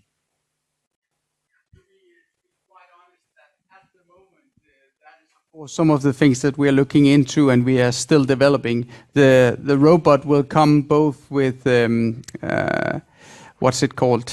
I think it's ultrasound, in front, and it also comes with bumpers in case of emergency. And of course, we will also have the vision system running on board the robot. So at the moment, that is still something that we are working on, and Capra is working on. But please stay on, Kristian, because Yes. I have an add-on to that question, because I noticed before, one of the questions coming in earlier was that, can you say anything regarding the differences in law restrictions on drones and robots, and how it could affect use of these two tools, what basically is what they are? Yeah, because it is actually two different things, because the drone is still considered like something in the air, so not an aircraft, but something where the risk should be calculated based on that. Whether the ground robot is when it's running within a restricted or a fenced area, it's seen as a robot, meaning that you have other rules regulating that, and that's called the robot directive. Robot regulation. Something like that.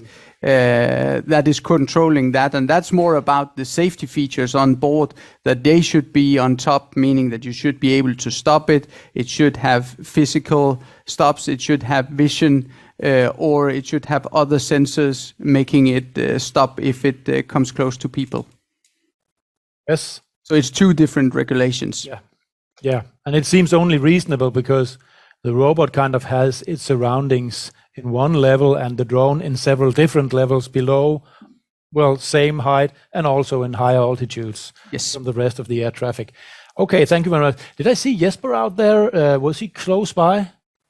Well, because there was just one question that regarded please enter, Jesper, We'll open up for the mic when you're on the right side of the speakers. Otherwise, we'll have a hell of a time here. There's one question in regarding how much time of the year we're able to fly the drones, and that was related to ports, because I think there was some out there in the audience, in the online audience, who looked into probably they basically know a bit about the Danish weather, and we know we have a lot of wind and rain up here. Yeah. Even worse than Manchester, I can tell you know, and that says a lot. So can you say something about how much uptime are we able to obtain with drones on a port like what we are offering here in Esbjerg? Yes, I can. Yeah, we are very often in Esbjerg, as I mentioned earlier, and it's always windy, and it's all from the west. That's the way it is here in Denmark.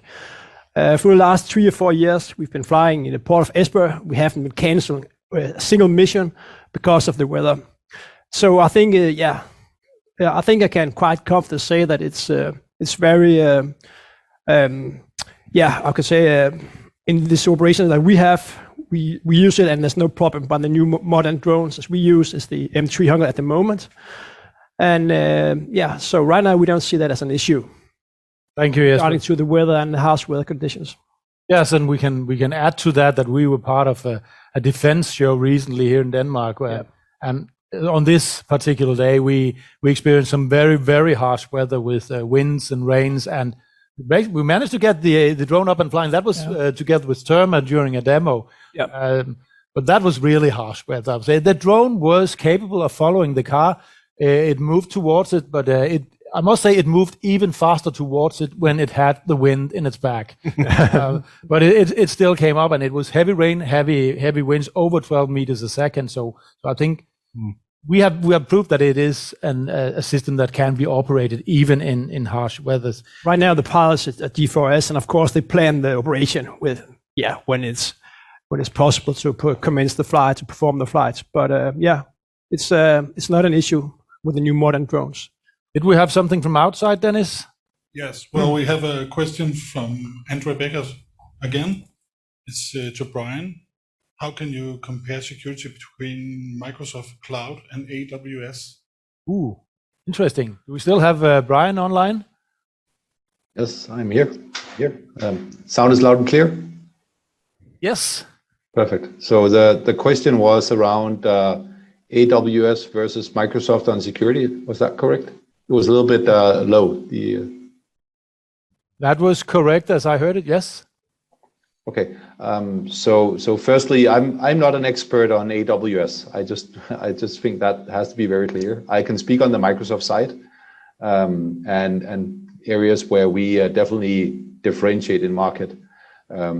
Firstly, of course, there's the holistic view on solutions. So the aspect of how broad do we go. The other piece is very central when you talk about zero trust. So the way you address security, where identity is a key first parameter. So how do you control identity? And most organizations use Azure AD for identities if you use cloud. So that fact that it's all built in. The other piece is when you look at the continuum of Azure, so from cloud to on-prem, it's the same control plane you utilize. So it's the same steering mechanisms, it's the same services if you go public cloud or disconnected. So it's a holistic view. So these are some of the key elements. And I do believe that the continuum on Azure is far more extensive than any other vendor in the market currently. We have from public cloud to backpack size to container size. And within that container, you can do segmented infrastructure pieces. So you could have top secret, non-classified in the same, what's called the modular data center. And all these then connect as a full continuum. Again, I'm not an expert on AWS, so I prefer not to address what they do or don't. I hope this answers the question. Thank you very much, Brian. And it would, of course, have been nice to being able to ask the other party how they saw the same question, but that's the name of the game today, that we only have you on board. But we're very happy that you joined us and also shared your expertise with us from wherever you are. You're back at the office now, I can see. I'm back at the office in Lyngby in Zealand. So thank you very much. Thank you very much, Brian. Any other questions from the audience live here? Please feel free to come forward. I'm looking in. No, it doesn't seem so. one Søren, there was last a question on the Q&A also regarding Azure. Yeah, please. Anyone able to access that? I only have the previous ones. Can you see it from there, Brian? Yeah, I saw a Q&A answer. If it makes sense to use Azure cloud technology with Chinese drones, DJI, what can you offer to circumvent or prevent spying? That was the question. Let's move into that and try and elaborate on that, Brian. I'll let you go first, I think, and I'll try and add to whatever you have to say. Yeah, I would say whatever goes on in the drone, I don't know anything about. But as the data leaves the drone, that's where you have all the security measures of what goes on the raw data side. Let's just take identity, for instance. You cannot access the data without being the right identity. So that back to the zero trust paradigm, that once the data kind of leaves the drone, what it does real time as a drone, I don't know. But when the data leaves the drone to the compute piece of the edge, that's where you have the full control. From a Microsoft point of view, that is. So Søren, I'll let you answer the rest of it. So let's take it from the Lorenz Technology point of view and from what we know. Now, first of all, I'll not even try to go into details about what can and will leave the drone, because there are a lot of opinions regarding this. I can only say that there is a way to secure your drone, but basically it's a lot about trust. We must be honest and also mention that DJI have also provided external produced white papers showing how they see and how they explain what and which data are transferred. Let's not look at that for beginners, but let's just look at the drone right now. What we do at Lorenz Technology is we transfer all data from the drone, the data gathered by the drone, we transfer them from the AI link and into the cloud solution. We do that by use of 4G network at the moment. And we make sure that all data that leaves the AI link into the cloud are transferred, encrypted, according to military encryption standards. So that is what we know. We also know, but that will be something we must elaborate on at another time if you're interested. We also know that you can implement certain procedures when you do the update of your software and your remote control on the drones. You can implement procedures that will minimize the risk of any data that you do not want to leave, that they will not leave the system. But basically, the data you transfer from the AI link onto the cloud solution will be encrypted by military standards. And then we end up with your solution, Brian, where you are, as you just did, you can describe and explain the security on your solution.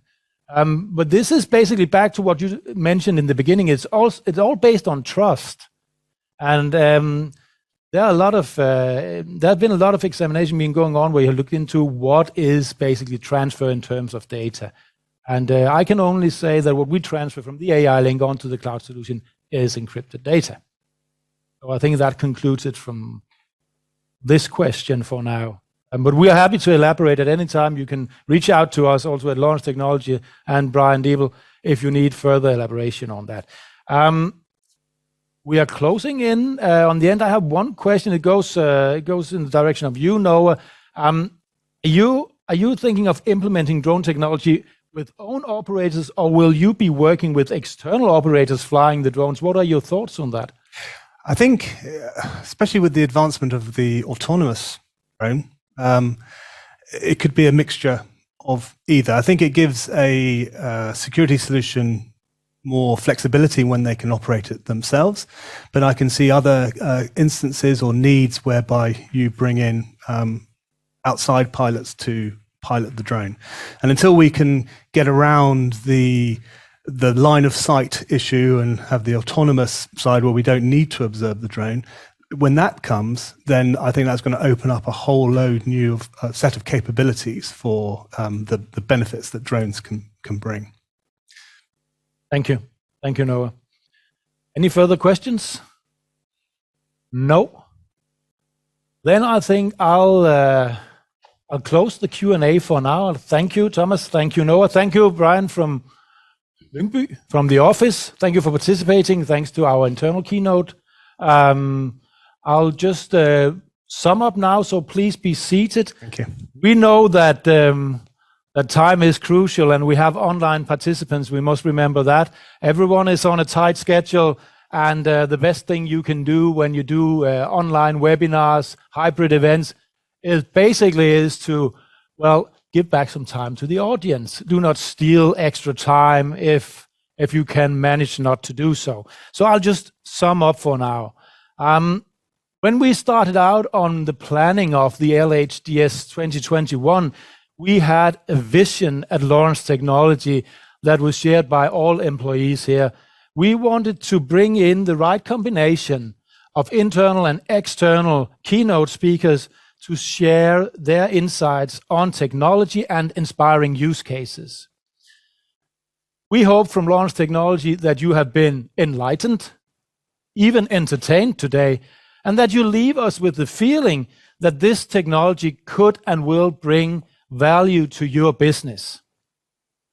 We are, of course, ready to follow up on this hybrid event, so feel free to reach out to any of us if you have further questions, maybe even questions you posed but weren't answered. But we will elaborate on anything you can throw against us. We'll be happy to do so.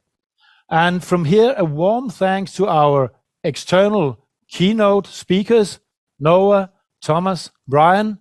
Also a warm thanks to the audience here with us live at Lorenz HQ, and to all of you out there who decided to spend valuable time with us today at the Lorenz Hybrid Drone Summit 2021. There's only one thing left to say for now, and that is thank you all for watching.